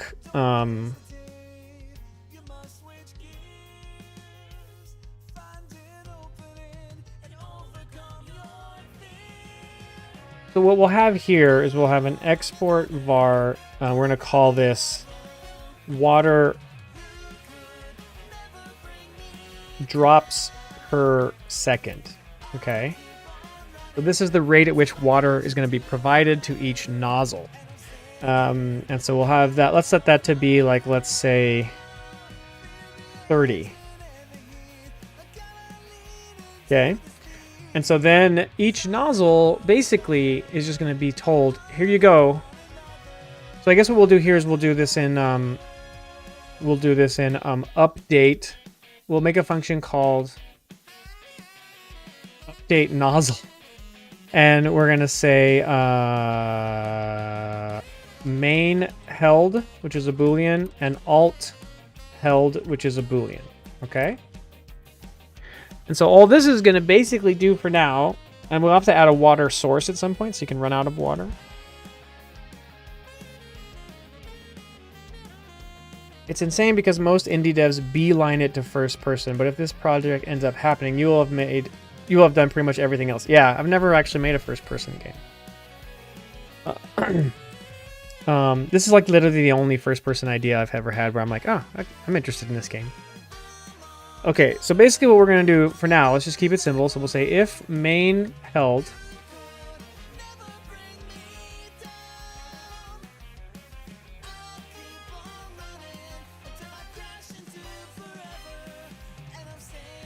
Yeah, if main is held, I guess what we're going to need is we're going to need like an accumulator. So we'll call this var water drop accumulator. I'm doing first person stuff. It doesn't really count because it's still technically 2D. It's just pre-rendered. No way, really? Wait, do you have a link or something?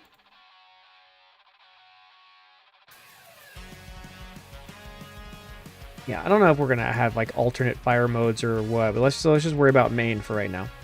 So if this is held, we're gonna say water drop accumulator. Oh, and then we need a elapsed time. So we'll say delta, which is a float.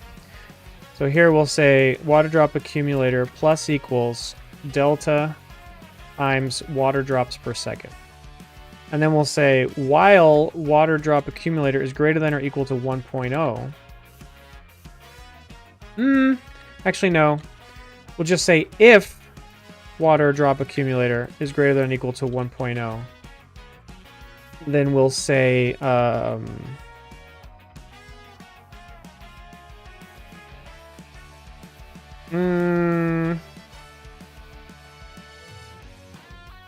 trying to think about it because I want to have different nozzles that work different ways.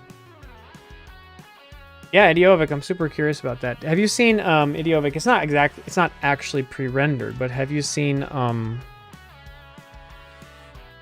Crow Country? Forget what it is. Game Idea is a first-person game where you run around putting out fires with a cool water nozzle thing. Yeah, Crow County is really cool. I always want to say Crow Country.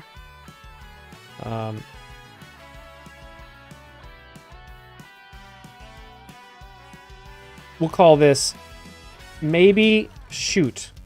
And we'll pass in water drop accumulator. And then what we can here, we could say is like var shot amount, which is a float, equals this. And then we'll say water drop accumulator minus equals shot amount. And then func maybe shoot drops float is not going to do anything here in this like base class. Okay. Good enough-ish.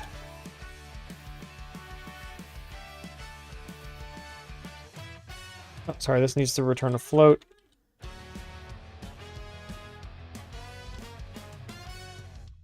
Okay. I'm a big sucker for survival horror stuff, so I can't wait for it to leave early access. It's in early access? What? No way. Why would this be in early access? Like, what is there? It's like a done game.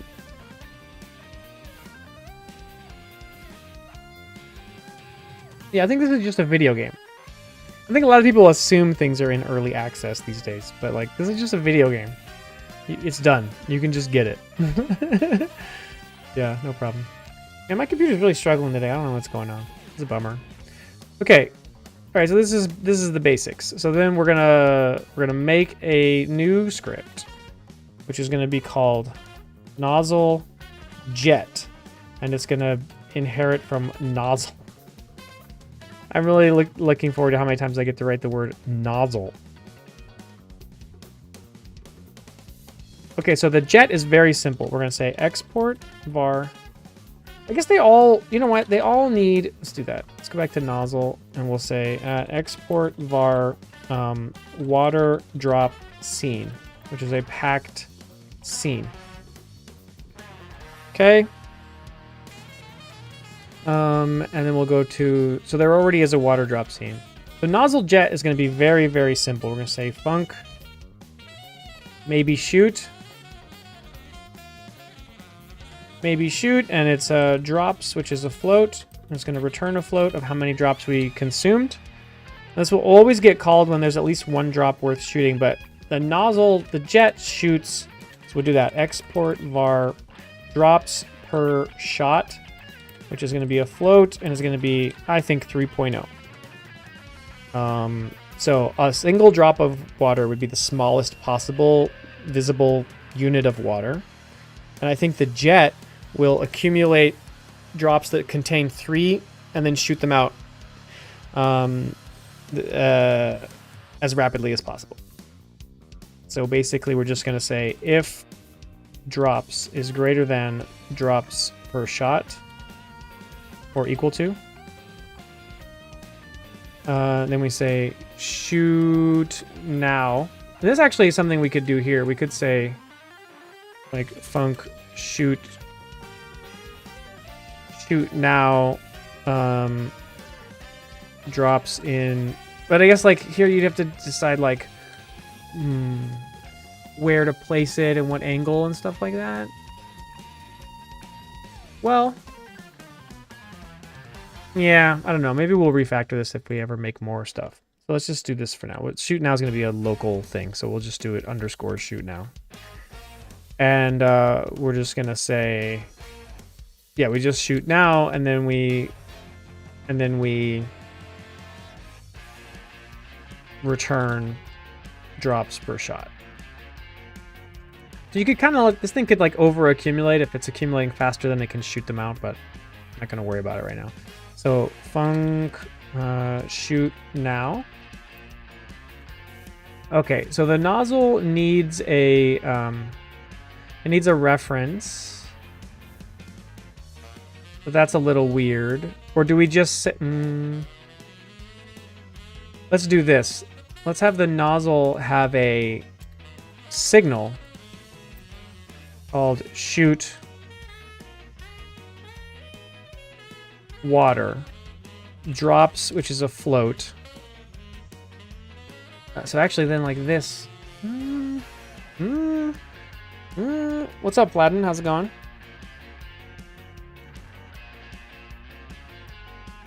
Found an extension that adds screen shake every time you type in a text editor. Nice. We're prototyping a first-person game where you shoot water from a cool water nozzle and you put out fires. And my idea for it is that it would be a fast, movement-based first-person game that feels like Quake. It's like Quake, but you're shooting water out into the scene to put out fires, and then you sort of have these like small little levels that you sort of like try to like speed run through and put out all the fires and save all the people or save all of the precious items or whatever. So my concept for it is that it's firefighting, and structurally it's neon white or I Am Your Beast. There you go.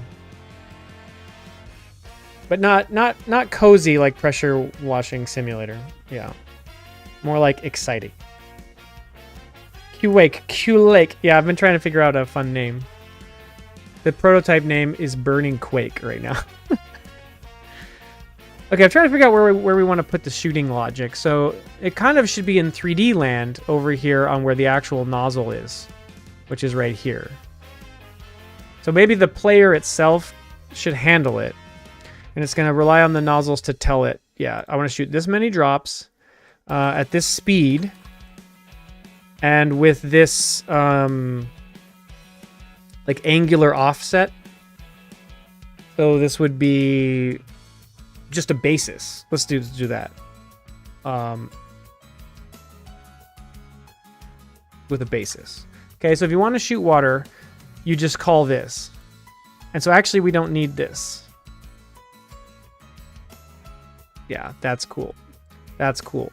And so then, oh, but you know what? This would be better than if Nozzle wasn't like a base class. It was actually like a script on here. No, it's fine. I think it's fine. Intense pressure wash simulator. Yeah, exactly. Let me think about this. We're going to have a list of nozzles. The nozzle's going to have a little script on it that basically just knows the method in which it shoots water out. And so they all have their own signal. I guess that's fine. Let's try it with the signal. Why not? So this should be fine, I guess. Here, let's undo it. I want maybe shoot. There we go. Okay, so the jet is just gonna say shoot water dot emit. Oh, and then we need to know export var drop speed, and that should be pretty fast. Okay, so we want to shoot drops out. We want to shoot a drop. It's going to be drops per shot. It's going to be drop speed, and it's going to have a empty basis. Basis.identity. Parking garage rally car. Yeah, we should make a car washing game.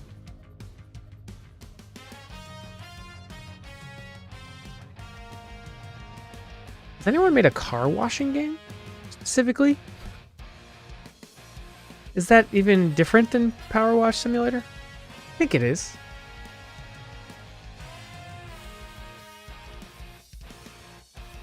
Yeah, DPS drops per shot. That's correct. Job Simulator, kind of, yeah. Okay, so then here, if we're not shooting, we just return 0.0. Okay, so theoretically, that's all we need to make our jet nozzle. Well, then what we're going to do is we're going to go to the player, and we're going to say, okay, so you have a var nozzles, which is an array of nozzles.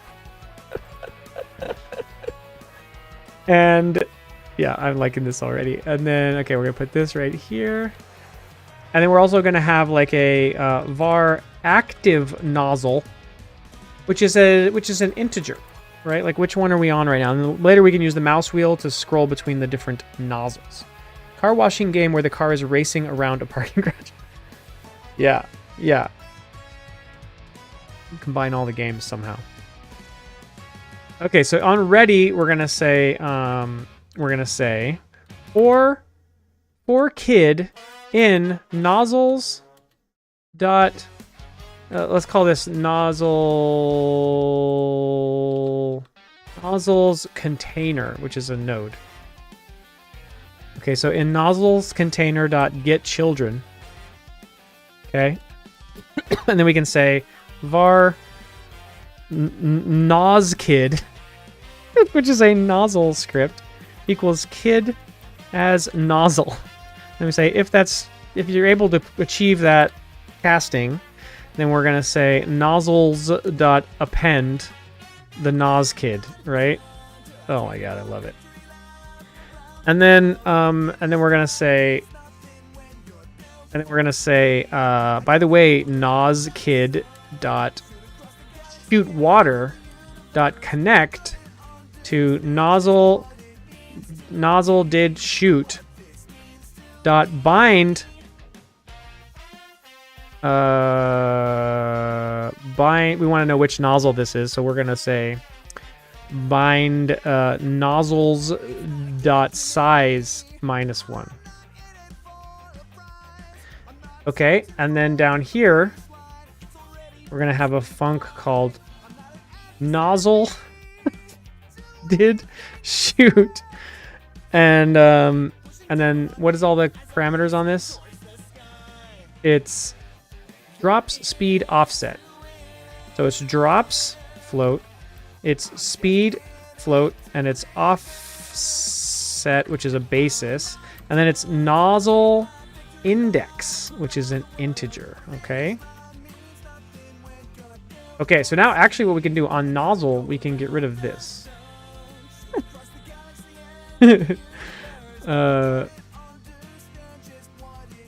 Yep. Oh, really? You know what? Actually,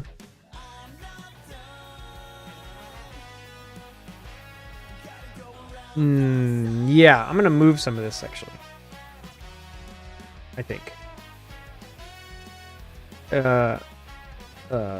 What was I just moving just now? I was just moving this scene. All right, so we'll put that here. That's fine. Here, let's make a little section. So we'll make a export category, and this is going to be look this is going to be an export category movement. And then we'll have an export category of nozzles. Okay, so we want the water drop scene, but actually we want to move this too.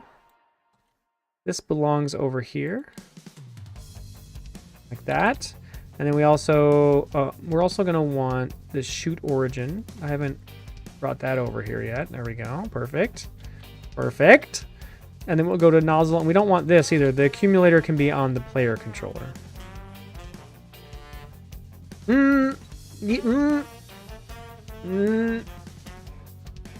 Well, actually, this is fine here. We'll probably end up, once we know if we're making it, we'll figure this out.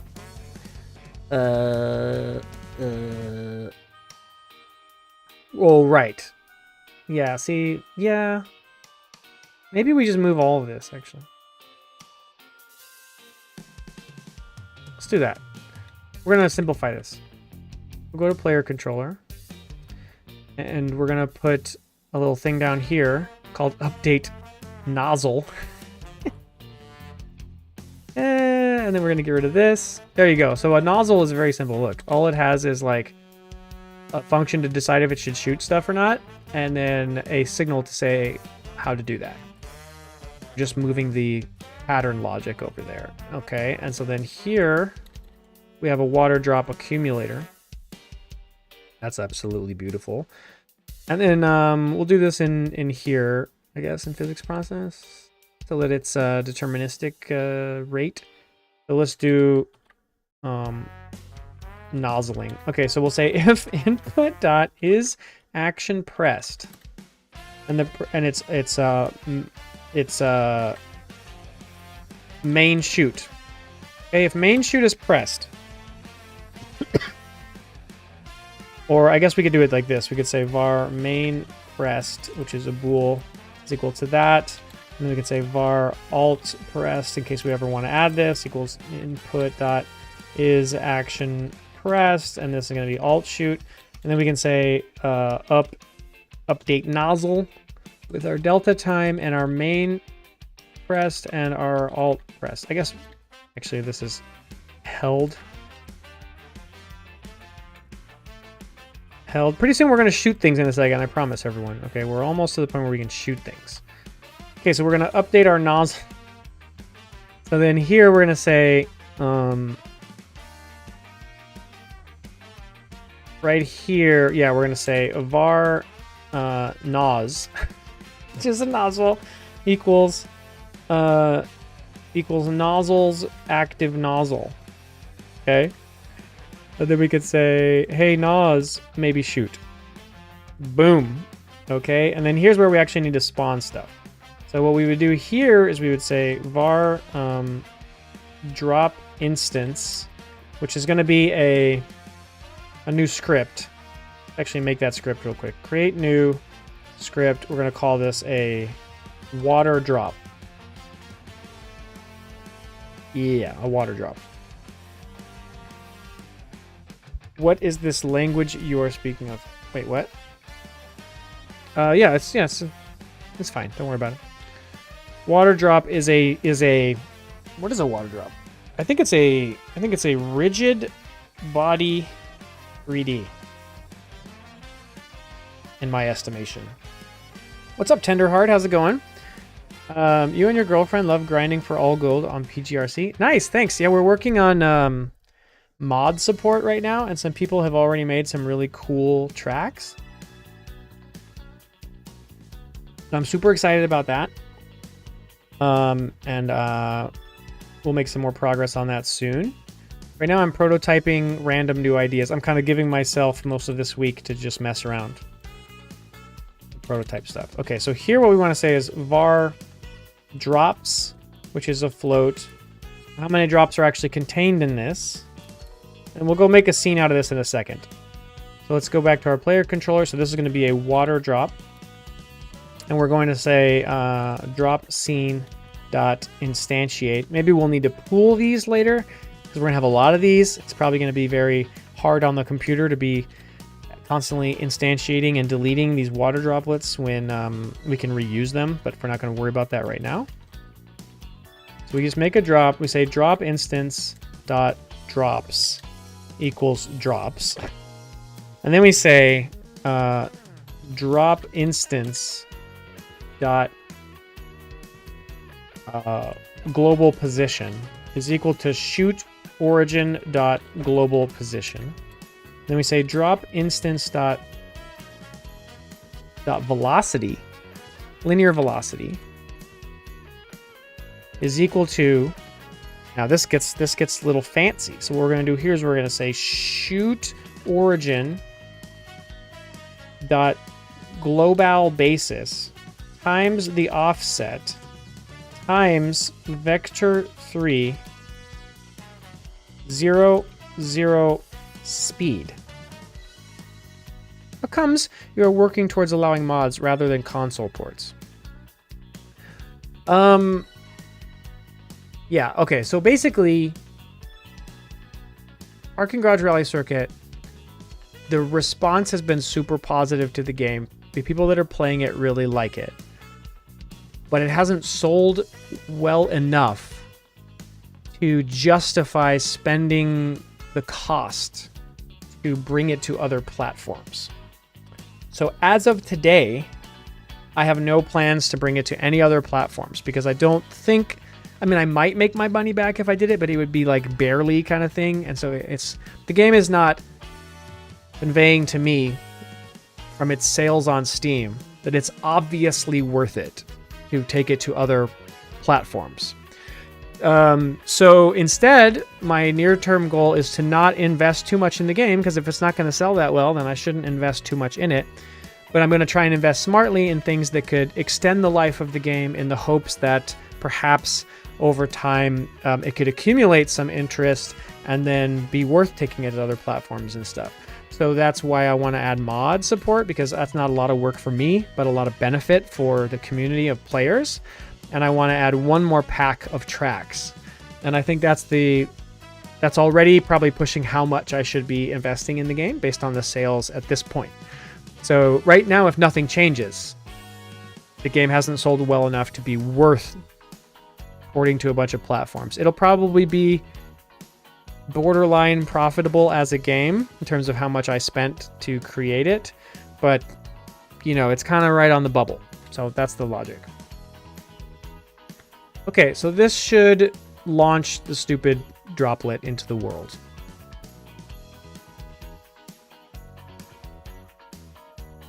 Thank you, much appreciated. Super interesting to hear. Yeah, I mean, you know, I'm not, I don't mind talking about this stuff, you know. Okay, so we should finally be able to just shoot something into the world. Now if we go back to our player, we must have a... Yeah, I spelled something wrong right here. Here. It's Nozzle did shoot. Okay. Thank you very much. Beautiful. Okay, so now we want to go back here and we want to make a little water droplet. Okay, so this should be, we're going to keep it very simple. We're just going to make a little 3D scene. We're going to change the type to a rigid body 3D. We're going to call this a water drop. We're going to add a shape, which is a collision shape 3D, and that collision shape is going to be a sphere. And what we're going to do is we're going to scale it based on, or we're going to set the size based on how much water this drop contains. So let's also add a mesh instance. And this is going to have a sphere mesh. We'll reduce it down to like 16 by 8 or so. So it's kind of low poly little sphere. We're going to create a new resource, which is a standard material. We're going to call this a water drop. And the water drop is going to be freaking blue. And also, we don't really want it to have like lighting. Or if we do, we want a very minor amount. So we could go tune mode with it maybe. I don't know if that's actually going to do anything. I don't really know how you set that up. Maybe we say it's just unshaded. Nah, we need a little bit of shading. But we kind of wish it was like it didn't get too dark around the edges. Is there a way disable ambient lights? Kind of interesting.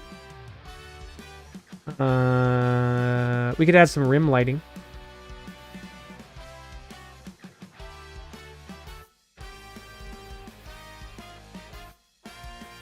I don't see anything happening in the preview there. Why is that?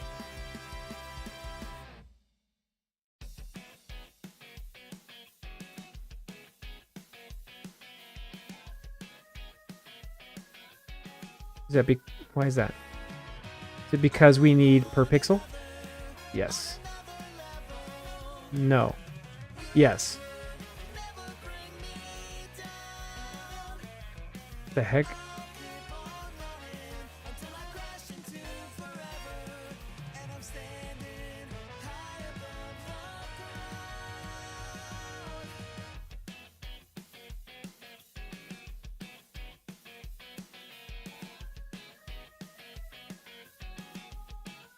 Man, this seems very difficult to tune.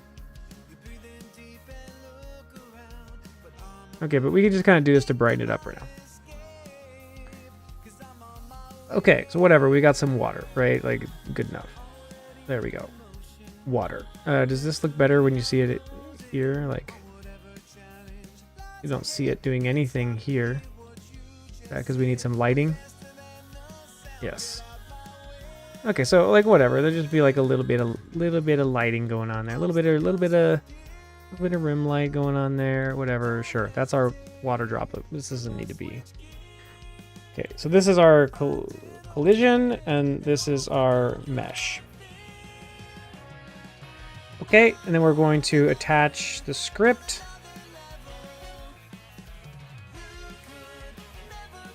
This is the water drop script, and we can go here. We can take a look at this script and we can say, hey, guess what? So you've got a few little pieces. And I think I don't really want to scale everything. I think what we'll do is we'll say func ready. Because right now they're all going to share the same collision shape. Or I should say the shape resource that is on this collision shape would be shared amongst all these water droplets. So if I change the size of it, they're all going to change. So let's just do this the crappy right now. Get our own collision shape. So we can say call.shape equals call.shape.duplicate. This is probably not a good idea. Like maybe what we'll want is a pool of colliders that are the different possible sizes or something. If we run into performance issues. But this should be good enough. And then I guess what we'll do is we kind of need to know like what's the sizing of this stuff. So like, and is it linear? Like a thing that represents 1 drop of water and a thing that represents 3 drops of water. How much bigger should it be, you know? Feels like the radius would be like the volume would be increasing linearly, but that means that the radius would not. What's the volume of a sphere? It's related to radius cubed. The volume of a sphere is related to the radius cubed. It's 4/3 pi radius cubed, but the cubed part is the important part, I think.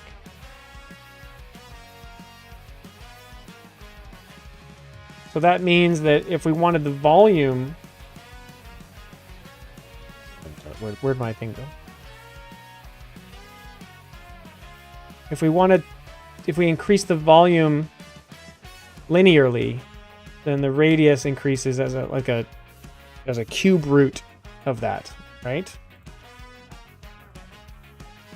So what we could do here is we could say like export var min radius, which is going to be some size, like let's say it's like 0.1 or something. And then we can say export var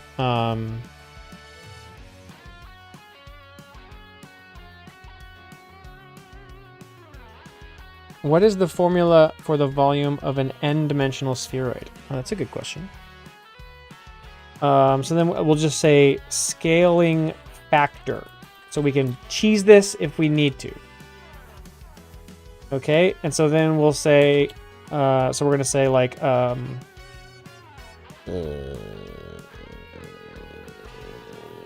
what we want to do is we want to say var radius, which is a float, is going to be equal to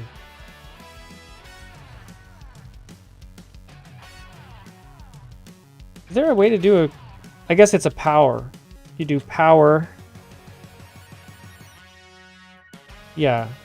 So we want to raise drops to the 1.0 over 3.0 power, right? So if this was 1, or is it the other way around? No, we want to raise 1. Let me think about this. We want the cube root. Cube root means we want to do this. 3, right? And then what power are we raising it to? We're raising it to... No, is that right? Or is this, we want to raise the cube root? It would be this, right? Some number, you want the cube root of it, you do that. However, the cube root of 1 will be 1, right? I think so. I haven't had any particular reason to dive into the C++ yet in Godot, but would be interested to look into it if I find something I want to try and, you know, contribute. I think it's this. This is probably wrong. I bet my math is wrong here. But what we kind of want to do is we want to say it's min radius times this times scaling factor. So then we can say call dot shape. Oh, which, right. We know we want to say, let's do this. No, whatever. So we'll say var sphere, which is a sphere shape 3D equals call dot shape as sphere. And we say sphere dot radius equals rad. And then we're going to say mesh dot scale equals vector 3.1 times rad. Okay. So we'll save that as a water drop scene. Save. Okay, so let's go look at this real quick. So this mesh needs to be, the radius is 1.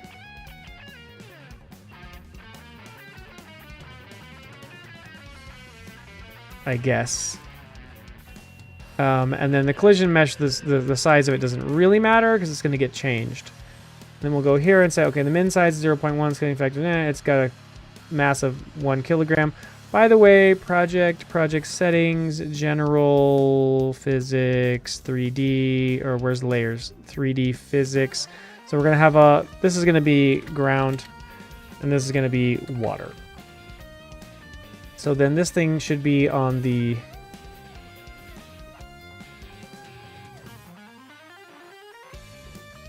water layer, and it looks for ground but not other water. I think that's great. Yeah, I've done C++ in the past, but not in a very long time. I haven't had any reason to use C++ for years, but back in the Where's My Water days and the early Jellycar days, those were all written in C++, OpenGL. All right, so we got a little water droplet. It's going to scale itself, probably the wrong size, but we've got it. So now let's go back to our player and tell them about our water droplet. Okay.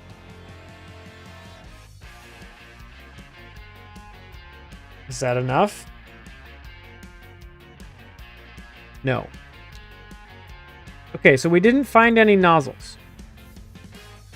Right, because we haven't got a script on here yet. So we're going to quick load the nozzle jet script.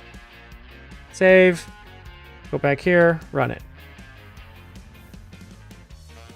Okay, we're holding down the left button and nothing is happening, but errors are coming out of the debugger. Good progress. Right, we never add tree anything. So when we do this right here, we need to say I guess we'll just do get tree add root dot add child drop instance. Okay. Yo, water. Kind of big water. TBH.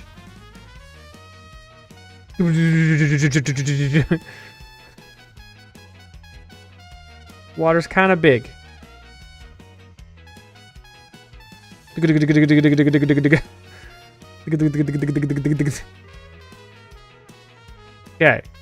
I should be shooting at 30 shots per second.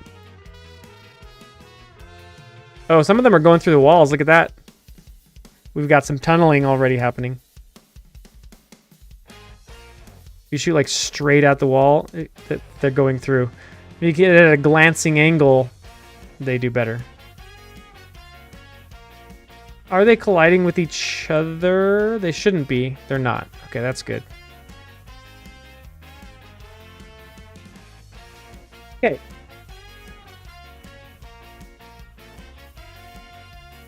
All right, so now let's go to our player and let's, let's go to the water droplet actually.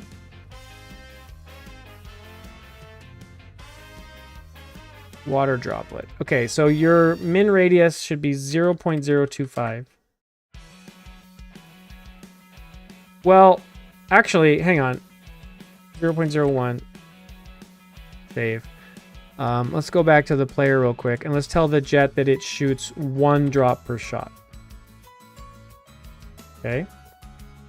To see how big a single drop of water would be. So right now, a single drop of water is that big. Oh, so it's scaling it a lot.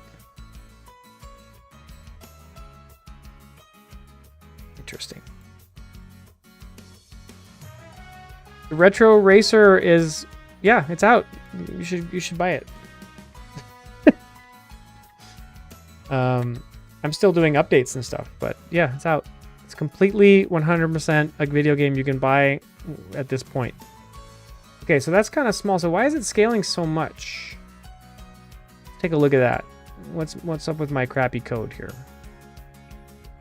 Let's do this. Var rad factor.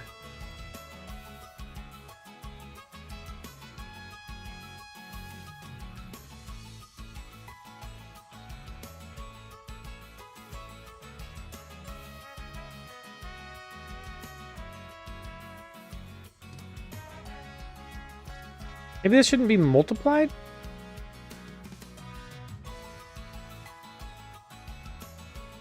Let's see. Oh, whoops, wrong thing.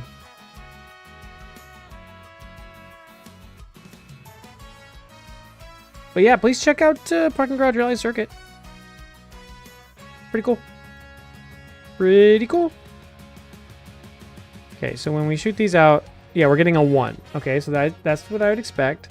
Now if we go to the player and we go to the jet and we say, you shoot 3 drops per, what does that look like? 1.44. Okay, so that actually seems right. It didn't go linear, but it's a little bigger. So that actually makes sense to me. So something must have changed by moving this, because now they're not huge anymore.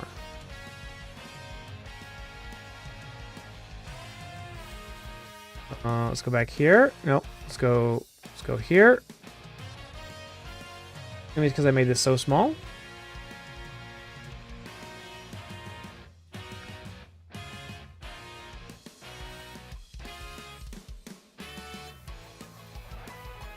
Okay, so this should be a 1.4x scaled water droplet. Okay, so we're probably gonna need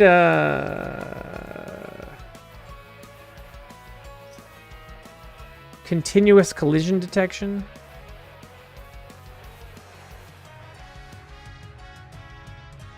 And later we might not even want to use rigid bodies for this, but for now we can probably just turn that on and call it a day.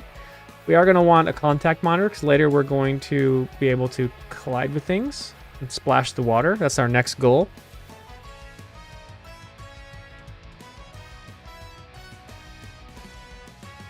Okay, that's a bit more reliable. Okay, so now how big do we want the tiniest drop of water to actually be? So let's just go back here and say, let's shoot 1 drop.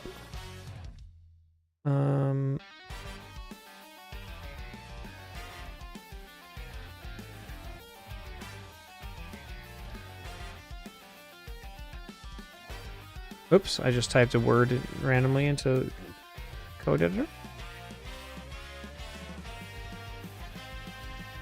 Okay, that's the tiniest amount of water that the game allows. These cute little buddies. Aww. Okay, so now, theoretically, if we change this thing to shoot out 10 drops, big water drops that actually contain 10 units of water, right? Then it should shoot at a lower rate. Because that's the air, that's the amount of water pressure we have. It's like it has to build up 10 and be like boom, 10, 10, 10. Okay, there, I think 10 should be bigger though. Like we should exaggerate the scale so we can do that with my scaling factor. So what if we say like 1.5 or something? So this, whoops.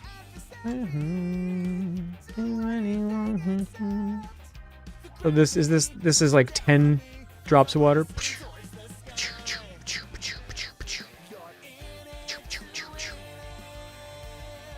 We haven't put out any fires yet, but we're starting to launch water from our nozzle. Okay, and my idea was, all right, so if we go back to the jet shoots out like 3 kind of fast. And then like if we wanted to do a like a shower style like nozzle, maybe this should actually be like 5. Let's try 5. And then we can change the we get more like 45 drops per second is like the water pressure that we're working with. So this is just like the standard like stream of water, right? Okay. So then what I want to do is let's make a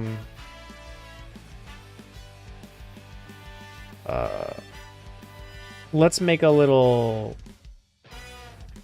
make another nozzle, okay? So we'll add a child node. This is going to be just a regular old node, and we're going to call this one like the, I don't know what to call it, shower, I guess is what I would call it.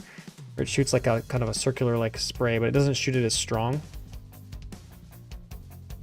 So what we'll do is we will make a new, we're going to duplicate this, and we're going to call it nozzle shower.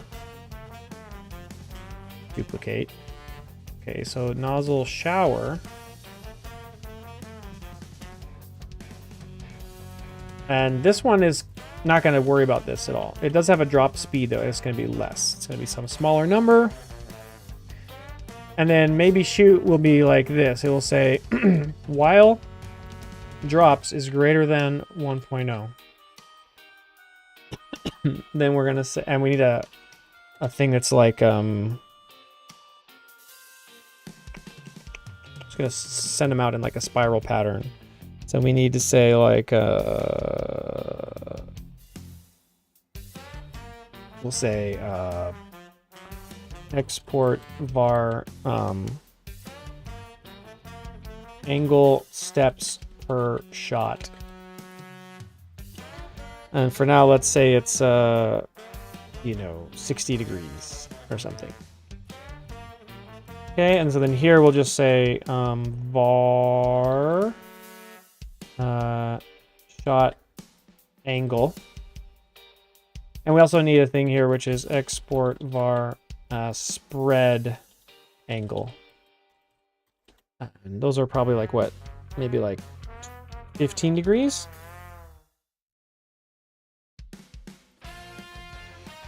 Okay. So while drops is greater than 1. And here we can say var shot amount like this. So we'll say shoot now, and then we'll say shot amount plus equals 1.0, and then we're going to return shot amount. Okay. And then when we shoot here, we're going to say, okay, var offset, which is a basis, equals basis dot how do we want to do this? We could say we want to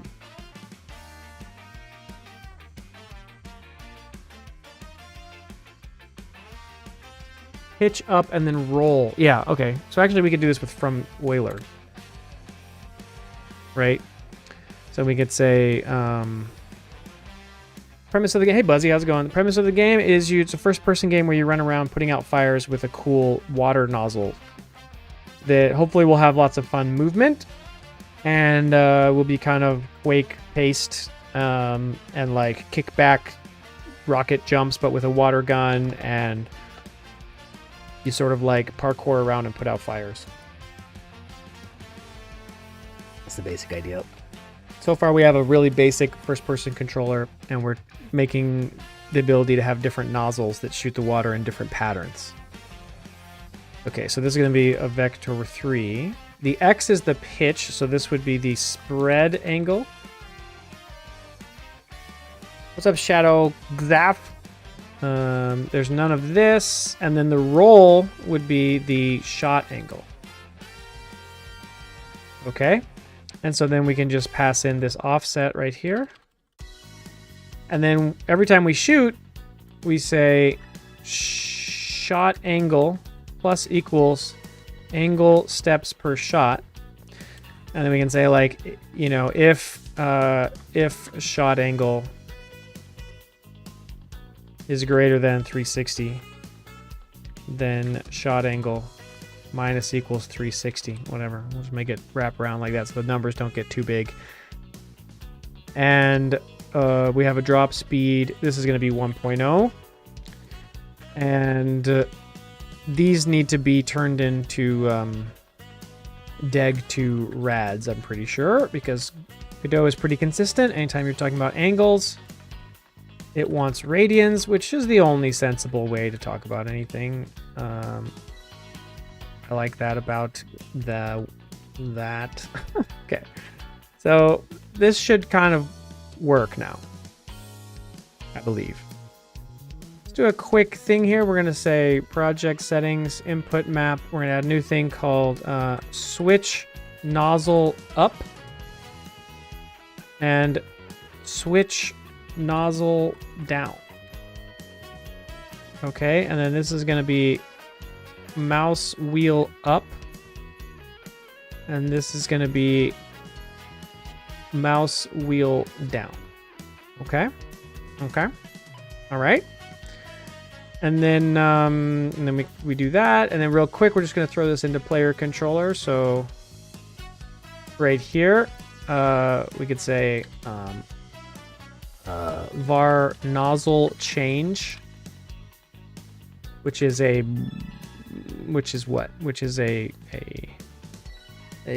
float, is going to be input get axis.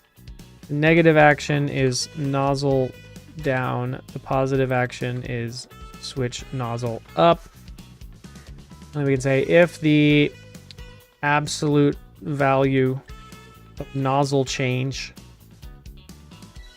is greater than 0.8, then we're going to change the nozzle, and we're going to use sign F of nozzle change. Okay, and then we'll go down here and we'll say func change nozzle, and we'll say dir, which is an int. And basically all we're going to do is we're just going to say active nozzle equals active nozzle plus dir. And if active nozzle is greater than nozzles.size, greater than or equal to nozzles.size, or even just... I wonder, do you think this thing, the modulo in Godot, works on negative numbers? Can I just do this? Can I just do that? Let's find out. Okay, but this should allow us to change the nozzle.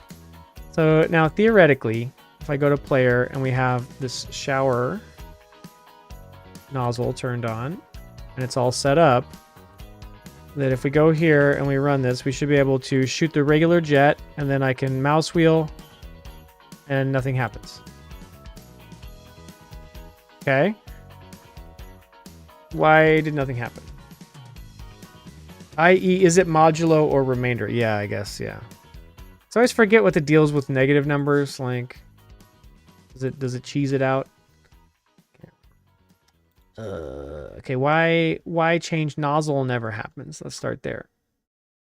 Okay, this code never gets called. So what's the deal with that? Is it because this just never does anything? Let's see. Yeah, it's all zeros. So can we not use the mouse wheel that way? We have to do something different to do mouse wheelie stuff. Maybe we do. Here, let's move it. Let's do this real quick. Project settings. Let's just get rid of these. And then we'll do it in here.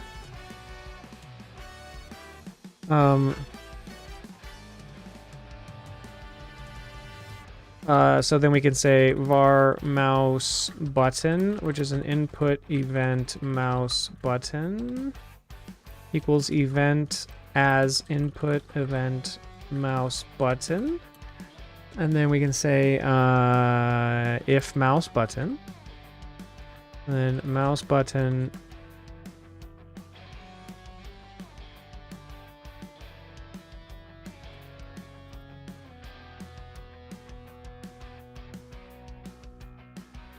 wheel down, wheel up.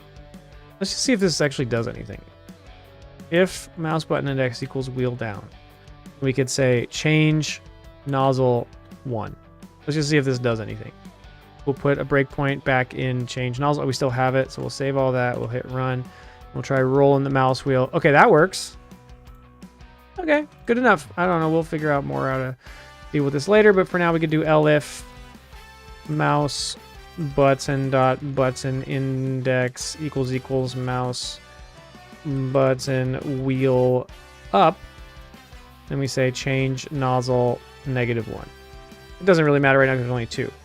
And so now if we go beep, beep, beep, beep, beep, and then I roll the mouse wheel, no visible change, but maybe now that means my change nozzle is stupid. Let's see. So active nozzle is currently 0. Here is 1. So what's active nozzle now? 1.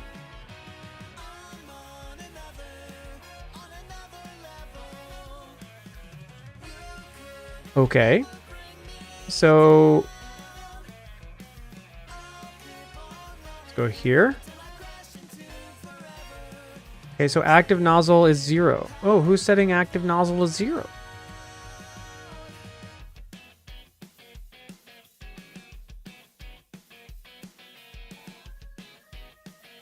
Ooh, it gets called twice. Yeah, it gets called twice. Probably because it triggers a down and an up event, I bet. I think if we say if mouse button and mouse button dot pressed, I bet it's triggering twice. Yes, the nozzles are in a nozzle array. Okay, that only happened once. Oh, we have an endless loop, I think. Oh no! Oh no! How do I stop my code from running if I can't see the mouse? How do you do that? How do you stop your code from running? You can't use the mouse. Anybody know? Just run it again. F5. Okay. Escape. Or now. Okay, there we go. Okay, so it seems like we had an infinite loop in shower. Yes. While drops is greater than 1, we just loop forever. So we need to say drops minus equals 1.0. Okay. There's a pause. I know, but I didn't have a visible mouse. Okay, so here's the regular one. Flip to this. Okay, so this is supposed to be our shower mode. But they're not coming out in a pattern like I was expecting. So what's going on there? What's up with our... Is Euler better be expecting radians? Yeah, radians.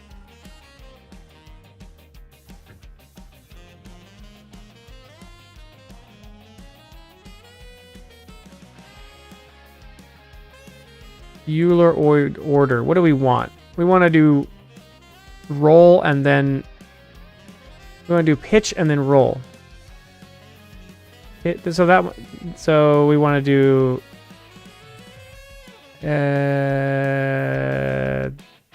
These should be fine actually. Okay. So what's the problem here? Spread angle is 15.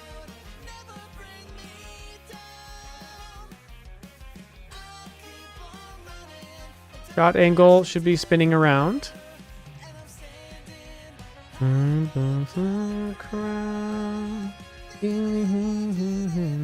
Okay, so is the problem that when we actually go to shoot stuff, we're not properly incorporating this offset? I think we have it in here. We say take the global basis, multiply it by offset, and then multiply. So maybe it's that we have to do this.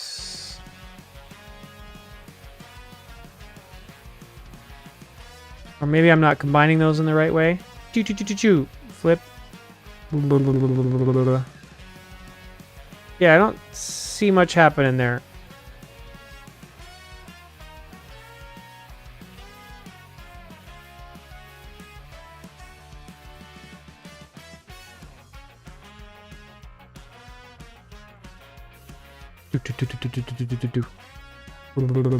Okay, so what's up with that?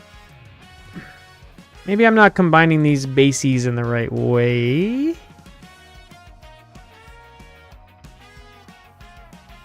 If we just get rid of this, it should be broken and should shoot with a fixed direction. If I do that, I would expect that when we shoot now, they always shoot that way no matter which way I'm looking. And when I flip to this one,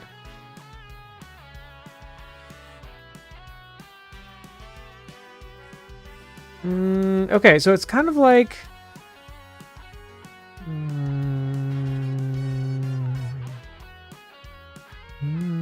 maybe this isn't doing anything.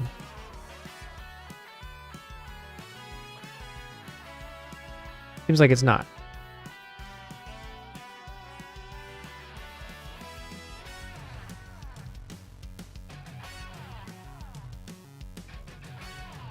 Let's try this a different way. What if we make this basis, and this is an axis and an angle, so we're going to say vector3.right, comma, spread angle, deg to rad spread angle, times basis, vector3.forward, deg to rad, what's it called? Shot angle.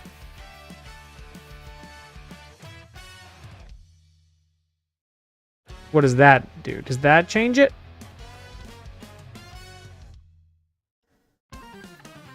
No. I mean, maybe. Let's see. Interesting. Let's try it in the other order.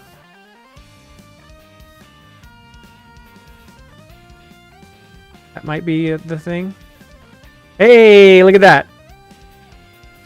Look at that. Okay, now we should be able to go back to the player controller and put back this. This might also be in the wrong order. We're about to find out. Because here, when it's the identity, it doesn't matter. But when you go to this, hey, look at that. Water. This is this little shower one, right? And then here's the, like, you know. And this is the shower.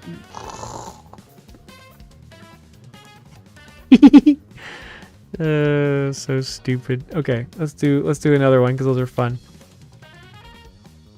Yeah, because this is actually like, it's not really multiplying. It's like, or it is multiplying, I guess, but it's commutative or whatever. Okay, gummy wummy worm. The idea of this game is that let's do something here real quick. This one's gonna take a little longer. It's not gonna be like a one stream and we're done kind of a game. But you are like running around, first person view, kind of quakey, quick movement, and you have a water gun that can shoot water. And you have different nozzle settings. So this is like the shower setting, and then this is like the jet setting. So here I could shoot all the way across and like hit the wall over there, but if I switch to this, I can't shoot very far. That's kind of where we're at, and we should probably start making the water delete itself. But the next thing I want to do is make it so that the water droplets can split into multiple, so that basically you can have a concept of a droplet of water that's actually represents, say, 10 units of water, and when it hits something, it can split into, like, say 5 that all have 2, you know, and then those ones can split into ones that only, or whatever. And so, like, you know, you could like throw a whole globule of water at the ground, and then it would go like whoosh, and it would send water off in every direction. So I want to have some kind of little water splitting element to it. Although we might do that next stream. Can you add player velocity? Yeah, we should do that. That's a very good call. So that would just be as simple as just right here, we need to say linear velocity.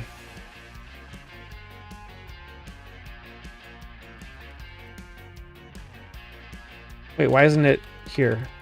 We're in the player controller. The player controller is a character body. Oh, no, it's just velocity. Velocity plus should do it.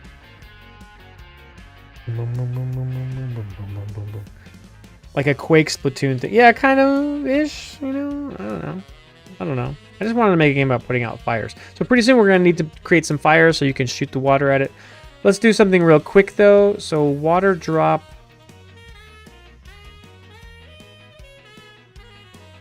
Yeah. We're going to say on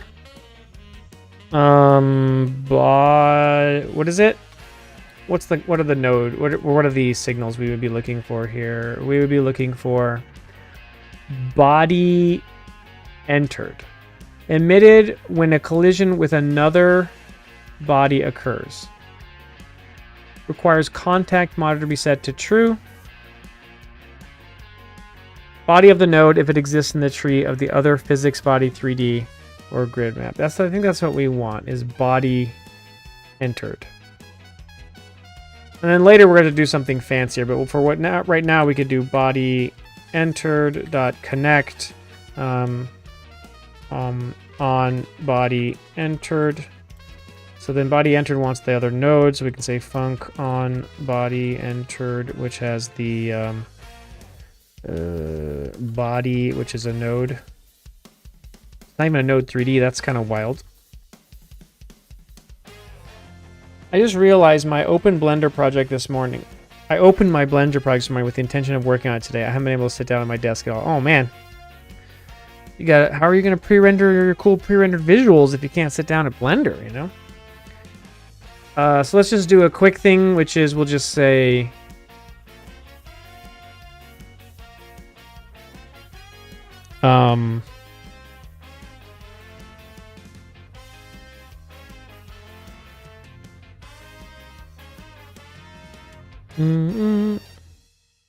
yeah, so we're gonna need a way to split water balloon grenades. Yeah, like a grenade launcher, but it's water balloons and stuff. Like, it'd be super fun, right?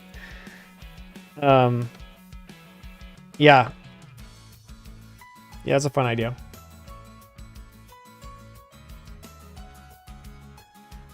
Okay, so let's see here. I was just gonna try and put in a quick. Let's just do this like var.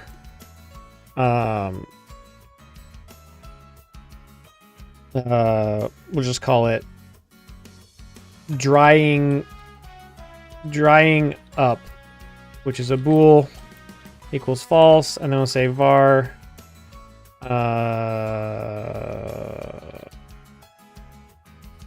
yeah, this is fine. And then right here we'll just say if not drying up, this is all going to get replaced. Drying up equals true, and then we can just say get tree create timer, 5 seconds, and we'll await that. Thank you for the follow, by the way. Haven't heard that in a while today. I did an FPS firefighter game for a game jam. All files corrupted from Godot, though. No way. What's the purpose of different nozzles? That they're cool. I think there will be gameplay scenarios where you want to use different ones. Ideally. Like, if you have like a wide spread of fire, then you might want to try and shoot it with the wide spread so that you can like take it all down at once rather than having to like, aim with the fast shot at each little like subsection of the fire or something like that. I don't know. I just think the concept of different nozzles is cool, and I hope that we can sort of find a way to make that interesting. Okay, so we'll just do that. So this should just get rid of them after 5 seconds. Okay, so our like 1, 2, 3, 4, 5 gone. Okay, cool. So you can so these ones I want them to splash and turn into smaller globules. And then these ones should be the small ones that just like immediately disappear. In fact, we could do that real quick. So like right here, we could say like if drops is less than or equal to 1.0, then we just, or let's say this, if drops is greater than 1.0, we do the await. Otherwise, we immediately queue free. I too made a fighters game for LD many moons ago. It's called Only Hue Can Prevent Forest Fires. Okay, so these should last 5 seconds. These little water particles here, but these ones, oh god, they're colliding with something immediately. Oh, that's so sad. Is there a collider on the or is it because the player itself has a collider? I guess the players count, right? So we could say project settings, freaking physics, and we could add a player layer. Then we could go to the player and say, you're on the player layer, right? So you are a player. You look for collision with the ground. And then water drops don't look for the player anymore. Okay, so that should probably fix that. So the player can still collide with the ground. There we go. So these little drops, like they all just immediately delete themselves. Maybe we should give them a really short timer. Let's just make the timer related to the number of drops for now. So we'll make this timer be drops. It's just literally drop. It's drops times 0.5. Why, all of a sudden everybody's made firefighting games? Like, what's going on? Wild. Yeah, there we go. You know, it's like water dries up. It's like if we had a bunch of little fires in here, this would be a really good way to like hit all the fires. Whereas this would be like you'd have to like, you know. I don't know if I don't know if shower is actually smart or not, but.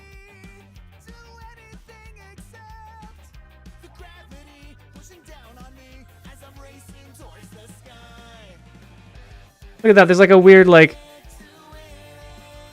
I guess it's because you're moving and then you stop moving and you see that the water was actually flying off to the side. That's kind of wild.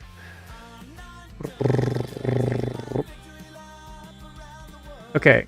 I think we're getting somewhere.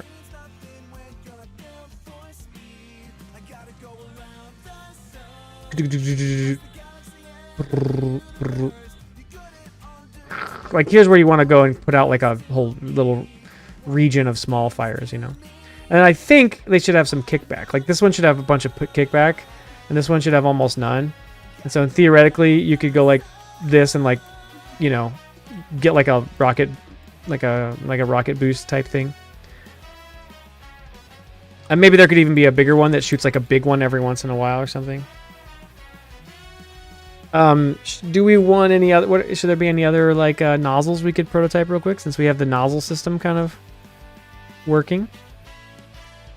Let's make a little UI. I think you should have limited water. Yes, I think water is a big deal. Like refilling water should be like a thing. I think. Yeah, flat spray could be cool, right? It would be kind of in between the jet and the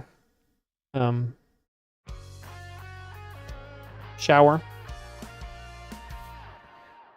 Let's do that. Let's also throw in a UI real quick. Now do foam. Oh god. Okay, maybe not. Maybe not yet. You know. Should we put the HUD on the player? Is that a weird thing to do? Maybe not. We could just add a control. We'll just call this like the player HUD. Okay. And will this automatically get sized to the screen? I'm not so sure. But we'll just go like this for now. Who cares? And then we're just going to quickly add in a label. So this can be...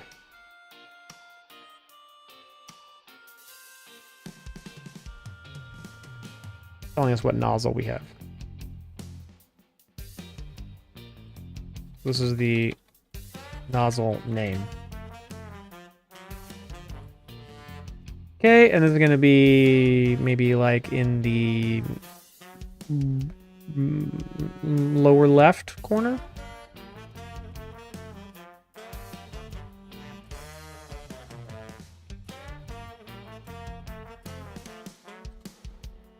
Okay.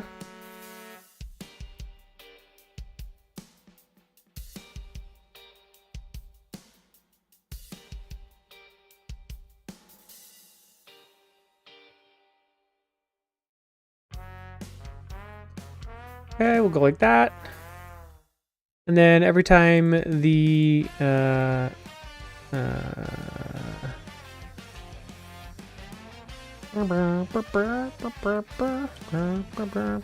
actually what we'll do here is in ready we'll call change nozzle with a value of 0, which is just going to force it to refresh. So then down here in change nozzle we can say this dot text equals nozzle %s % nozzles active nozzle dot name. Boom. What's up, H Mendoza? How's it going? There we go. Perfect. And we could do dot to upper for now, just to Okay, so here's what we got so far. We got a little first-person character controller. You can run around, you can jump. It's very simplified at the moment. And you have a water gun, and you can shoot water with a jet that goes really far, all the way across the level. Look at that. Like from here, I think I could get into the bookcase. Maybe not quite. Yeah, there we go. I can barely shoot it into the bookcase from here. Or you can flip to the shower, which is like a little... Maybe I think the shower maybe even shoots a little too far right now. It should be very close range. Obviously, we might need some rendering at some point for how this is supposed to look, but... Yeah, I think this is getting somewhere. Okay, so let's go to the player. And let's look at the shower nozzle. So we're going to say that the speed is like 3.5. Spread angle is maybe 18. And instead of 60 degrees, we could do like an uneven increment so that it's really more noisy. So if we did like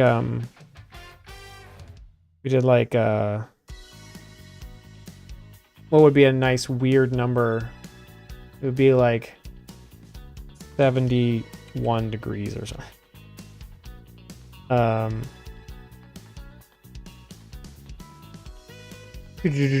And then, oh, there we go. That's already better. Look at that. Look, you can see it spinning. It's like slowly offsetting. That's fun.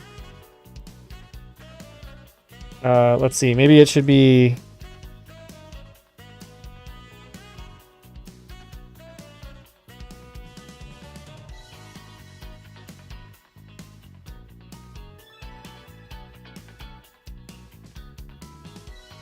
What would be like halfway between 180 and 270, but that would still be it would end up in an 8 pattern.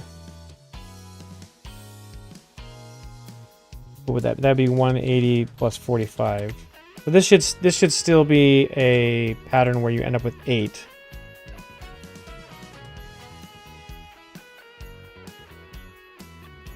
Yeah. Find nozzles or already have them. Excellent question. Maybe it's limiting in the different levels. I mean, it kind of makes sense that your thing would have all the nozzles on it if it's like one of those garden things where you just go and like change the nozzles, but we could make it more that like you find them or you put the nozzle on and out and you like it like degrades and then explodes and then like you can't shoot the water anymore, or all you get is like a brrr, brrr, you know. Something like that could be kind of fun. So you have to go around and find the different nozzles and then use them kind of more like almost like ammo. A strong reference in my mind for this game is Neon White. And Neon White had those like cards that really limited what shots you could do. And that turned every level into a bit more of a puzzle. So I think structurally, if I were to make this game, I want it to be Neon White or I Am Your Beast structure, where there are these small little levels and you actually replay them a whole bunch. Like, how quickly can you navigate through, put out all the fires? Or like put out all the fires and get to the exit. And it's like a timer and a ranking system and stuff. And then maybe to make that interesting, you might need something like what Neon White and I Am Your Beast have, which is that they have limited ammo. So Neon White is like you have these set number of cards and you can either use their main attack to shoot or their sub usage for like a movement effect. And in I Am Your Beast is more like you just very rarely have weapons and they have very small amounts of ammo, so you're constantly having to go find and acquire weapons. So it's not just run around and brrr, you know. Now with a water cannon, you want to kind of shoot the water cannon a lot, right? So it might have to be a little different, but that's kind of the zone I'm thinking around, and I like it because that's a good fit for someone like me. You can make a smallish game with a bunch of smallish levels that are really fun to replay with like a speedrunning leaderboard kind of layer to it, but also just playing through the whole game and discovering the mechanics and the different environments is also satisfying at a lower level, you know. So it's sort of like there's a base tier you can enjoy the game, and then there's like all this replayability that helps sort of justify the amount of content and the price, and like, you know, that you can't. I'm not going to have an unlimited amount of content in a game that I'm making as a primarily solo developer. So that's kind of some of the things we're thinking about. I do kind of like the idea of nozzles that get used up and then like pop off and explode. Like that's kind of fun. Like that's a very interesting idea. And then I don't know what happens to your thing. Like I guess you just can't shoot if you don't have a nozzle. Or something. That's kind of interesting.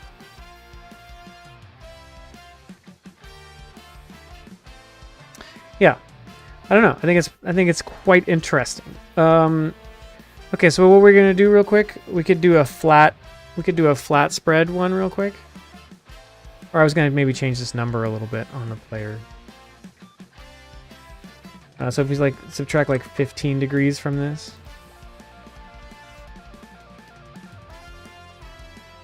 Just close range wide spray with no nozzle. Yeah, that could work. Yeah, almost like you just have to put your thumb on it. And it's just like, psh, you know.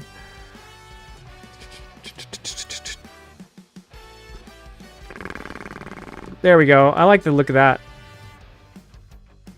Just like, if you want to just get a bunch of water in an area around you, you can use the shower. If you want to go like launch, and we might even change this now. So what if we change the jet to actually be 2 drops per shot? So it's going to fire more rapidly now. It's going to be like, brrr, brrr, but it's the thin. It's not. You're not getting much water. You know, you have to spend a lot of time to send a bunch of water to a spot. Whereas this, you can be like, and just get it like, just like cover a ton of area with water. But no, I think this is pretty interesting. Should we try a flat spread shot somewhere in the middle? These are really relatively easy to make at this point, so why not, right? So let's start with the shower because it already has like an angle concept to it. So let's call this flat.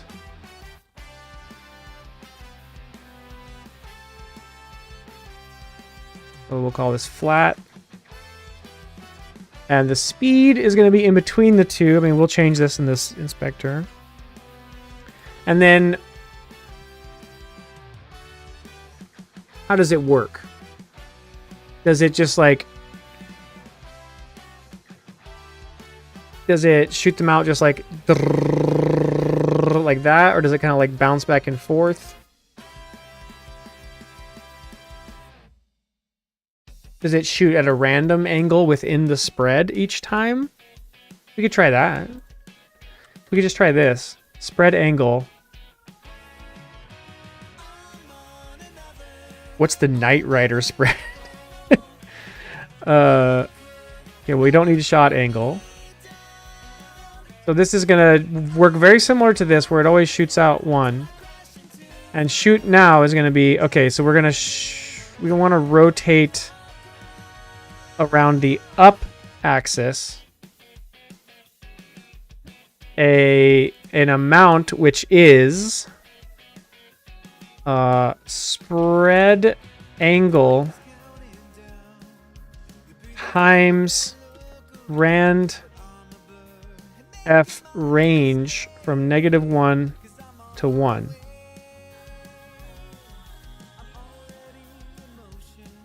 Question mark. Might need to also shoot down a little bit.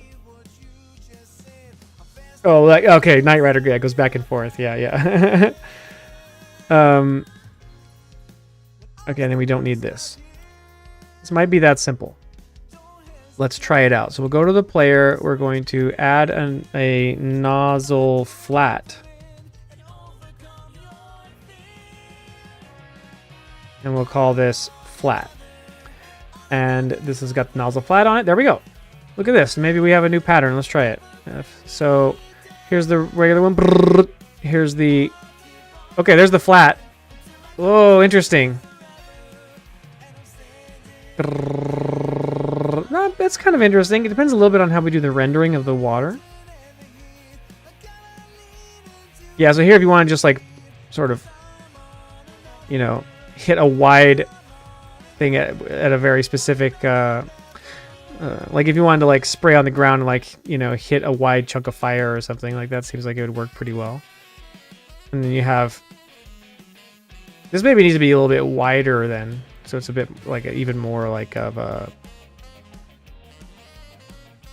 yeah, these are interesting. I don't know. This is still, you can shoot it really far. Maybe it shouldn't be quite so far.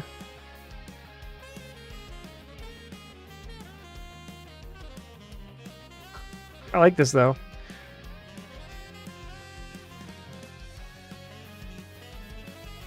Yeah, and then I mean we could quickly just make like a looks like a pressure washer, wider maybe. Yeah, I think maybe both these should be a little wider. Like I think maybe this should be like 25 degrees. And then the flat one could be maybe even they're both 25 actually. I don't know. Let's see.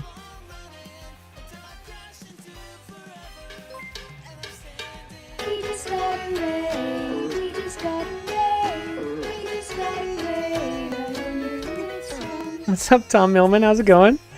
How are you? We're prototyping video game here. A new idea. So let me tell you my idea, Tom Millman. Okay, it's not fully playable yet, but it's a first-person game. You may notice I'm holding something that you might think is a gun. It is not a gun. It is a water cannon, and you can shoot water with a narrow spray like this, or you can switch nozzles to the flat, which sprays water like this, or you can switch nozzles to the shower, which sprays water like this. So like if I wanted to get this whole table, I would just like use the shower on it, or maybe the flat like this. I could take the flat here and be like brrr, brrr, brrr, brrr. Or I could just walk up with the shower and be like. But if I need to shoot something all the way across the way, I can like use the jet. And you're going to be putting out fires is theoretically what you're going to be doing.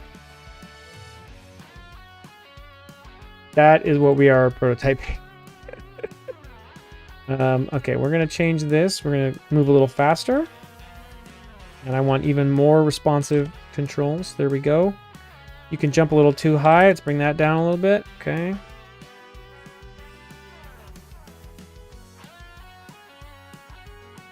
Yeah. So, I mean, the next thing we need to prototype probably is make some... I want to do two more things. I want to make the water separate and splash. So like when these individual particles hit the wall, they would like break into smaller particles and go flying. And so then the idea of a big drop of water that can hit something and then explode into smaller drops is like really exciting to me. Maybe the simplest version is that whenever a big droplet hits something, it breaks up into however many drops it's composed of and sends them off in a pattern. Think the camera tilting a bit. Yeah, we should definitely do that. Make that feel good. I should do some research on like the best feeling first-person controllers, and we should look at that a little bit. And then, yeah, try making some gameplay where these different nozzles would be interesting. But it's a little weird to have these things inherit your velocity. I think they're inheriting it like too much almost. Feels weird. Yeah.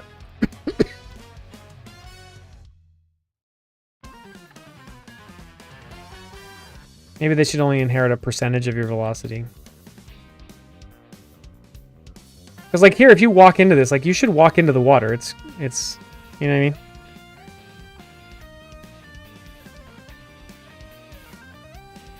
Yeah, so we don't have any gameplay yet.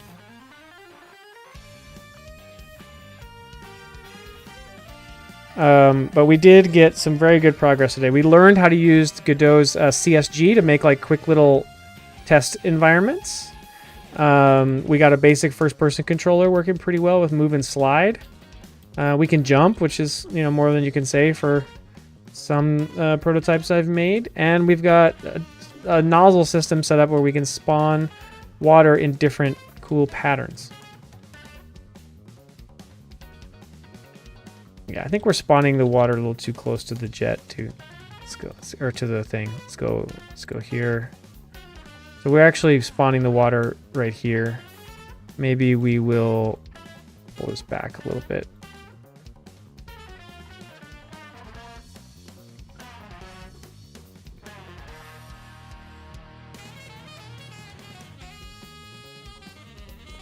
The inspiration for this idea is that I just think firefighting is cool, and like water, like spraying water is fun. And it's like the first idea I've had pretty much ever that could be a first-person game. And you know, lots of people like first-person games. Okay, the gravity is really low. I mean, it's not, but it feels low. So I think this might have some appeal beyond just like super weird, like why do you want to make a game about putting out fires? If I can make it fast and kind of the movement's really good feeling, like I feel like that could be pretty cool, you know? I feel like we need like electrical boxes that you shoot with water and they short out. We need like, you know, scenarios where there's like a wire hanging down, and if you shoot the water like through the wire and across to the other wire, it like the electricity will connect. You know, we could have different things like that. We could have obviously that like the water could push things, which would be kind of cool. Like I mean, we could actually test that real fast. Like what if we just put a box on the table here? Can we knock a box over with the water? Like if we add a rigid body, we'll just call it box. And then we add a shape, which is a box.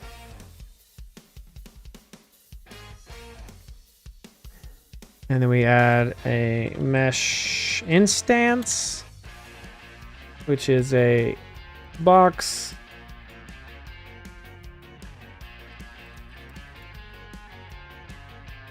Okay, so there's like this big box on the table. It's a pretty sizable box, honestly. Like, maybe this box is kind of huge, but that's okay. And then we're gonna say this box weighs like 10 kilograms.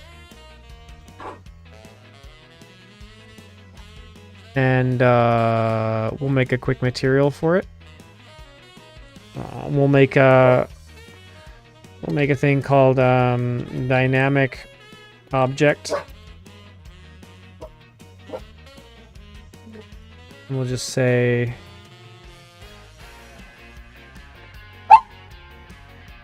whoa there, dog. We'll just give it like an orangish color.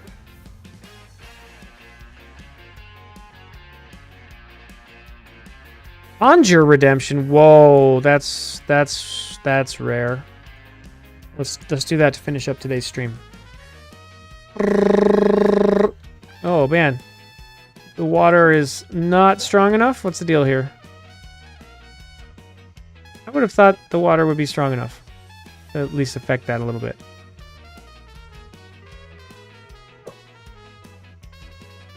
Because the jet would be cool if it gets, you know, it's useful because it can move stuff. What if we make it 3 kilograms? What? Oh, it's because they don't affect each other. Hang on. So this actually will probably work at 10 kilograms. Problem is that the collision, this can detect water. This can be affected by water now. I think that'll do it. We also should make the water...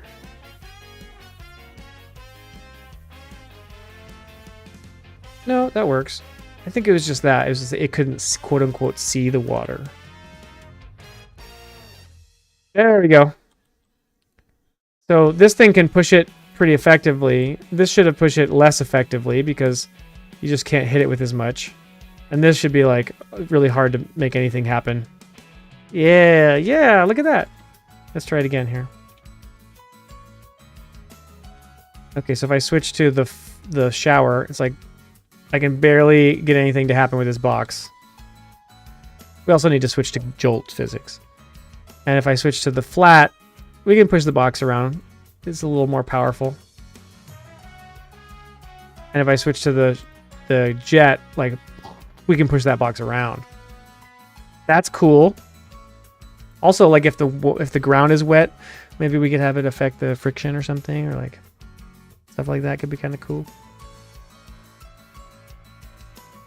Gummy worm, you just redeemed something, you have no idea what it does. Okay, nice. Hey, what's up, Justin Helps? Yes, I just wanted to make a game where you run around with a cool first-person, like, Quake-style, like, movement system, and you put out fires. Using some different, like, water cannons. So what we've got so far is we have the long-range jet. We have the flat spray. And we have the shower.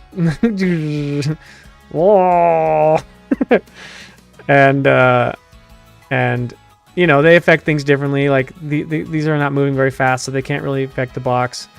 But like the flat can kind of move the box around a little bit, and the jet can like really move the box around because you're launching those buddies. So what we need next is we need some gameplay objectives. You know, we need to build some basic fire prefabs that you need to shoot with a certain amount of water to like sort of deplete the fire. And I don't know, is the way fire works, like it's a certain size and has a collider. And when you hit it with water, it shrinks down a little bit, but if you stop hitting it with water, it grows back. But if you fully like extinguish it, then it deletes itself. Something like that. So they're sort of like sponges that take a certain number of hits, but they kind of regen or something. And then like we make some gameplay where it's like you got to run around and put out all the fires, and theoretically like it'll be like, you know, you take damage if you touch the fire. And so like imagine there's like some valuables in this bookshelf, and so you run over here and you like put out the fires and then go like bling, bling, bling, like collect the valuables that you're trying to save or whatever, like, you know, protect from the fire. You know, and then like maybe there's a thing here where there's like a gap we can't cross, or like imagine I'm stuck here and I can't go any farther into this room, but I could switch to like the jet and I could like, you know, and then like run out here and then come back and shoot that one and then come over here, and I have to like spray this whole section right here to like get the drapes to stop burning. And then like I gotta run over here and like, you know, there's all this like fire on the counter here that I'm just like, you know, like putting out real quick or something. Like that could be cool, right? I don't know. I think that could be cool. Gravity's too low right now, I feel like. Makes it feel really slow. But I think we're getting somewhere. I like this idea, so we're gonna work on it some more. So probably what I'm going to do now is off stream, I'm going to work on mod support stuff for NeoZ-kun. It says it is not your first time, chat. But hello, Unreal Engine 5 fan. Lava turns to walkable path. Oh, that's cool. Yeah, like it like cools off into rock or whatever. Yeah, I'm going to finish up. I've been going for 3.5 hours, longer than I normally do. Yeah, I've been making a driving game. That game is available. Here's the link to it. It's this game right here. Parking Garage Rally Circuit, which is currently overwhelmingly positive on Steam. And is pretty cool. You should get it. It's $10. It has an incredible soundtrack, which we are listening to right now. It's got split screen multiplayer, online multiplayer, and 8 tracks with leaderboards and ghosts. And people seem to dig it. Right now I'm working on adding mod support so players can make their own tracks, and maybe after that their own cars. So tomorrow off stream I'll work on maybe a couple round of improvements to the mod support that I'm working on right now. And then next stream should be on Thursday. Pretty sure I can stream on Thursday.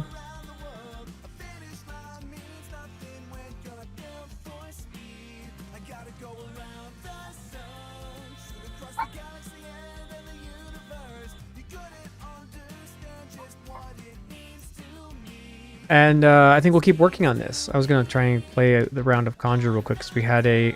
Ugh, how do I find this?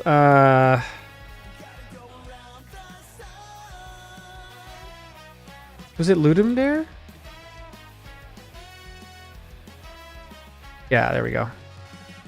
This was a game that we made for Ludum Dare. It was Ludum Dare 51, which I think was every 10 seconds was the theme. So we made this game where you... it's called Conjure Rapid Text to Image.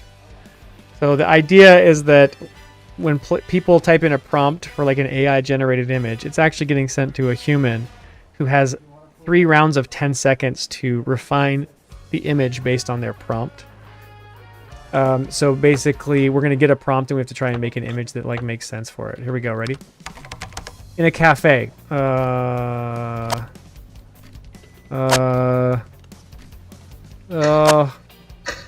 Nothing cafe-like. We'll go with this. We'll blur it. Okay. In a cafe, a man with wild eyes. Okay, so we're going to do this, and then we're going to do this.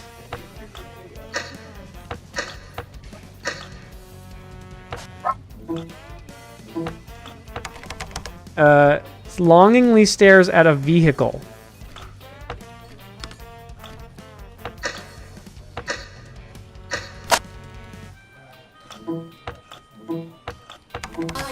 There we go. We did it. Thank you for the follow, by the way. So, in a cafe, a man with wild eyes longingly stares at a vehicle, and this is the image that we generated for that. That's what that redeem is. Gummy wummy worm, in case you never want to redeem that again. If anyone wants to play this and generate your own image, have fun. Here's the link. At least I'll post it into the chats. Okay. So thanks for hanging out, everyone. Let's find somebody to raid on Twitch.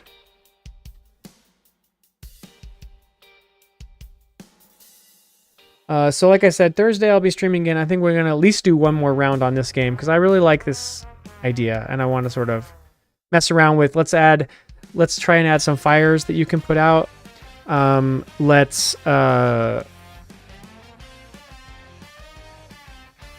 get the water splitting and more dynamic. And let's maybe add some kickback and stuff like that to the different weapons or the different nozzles. So I think that's what the kind of stuff that we're going to work on next stream. So maybe next stream we'll actually have like a little mini stage you can run around and like put out the fire. Let's see, who can we raid today? Oh yeah, we got to go here. If this is this dev is working on a game called Nitro Thrash, which is basically like Tony Hawk but a car, and it's incredible. It's like you can kick flip and grind rails with a car, and it's glorious. And I need as many people as possible to know about it and encourage them to get a Steam page up as soon as possible. So thanks again for hanging out, everyone. Like I said, I'll be back on Thursday. Hopefully I will improve the stream performance here. I don't know what happened to my OBS. It's acting a little upsetting, but we'll get there. We'll figure it out. Thanks again for hanging out, everybody, and see you next time. Bye.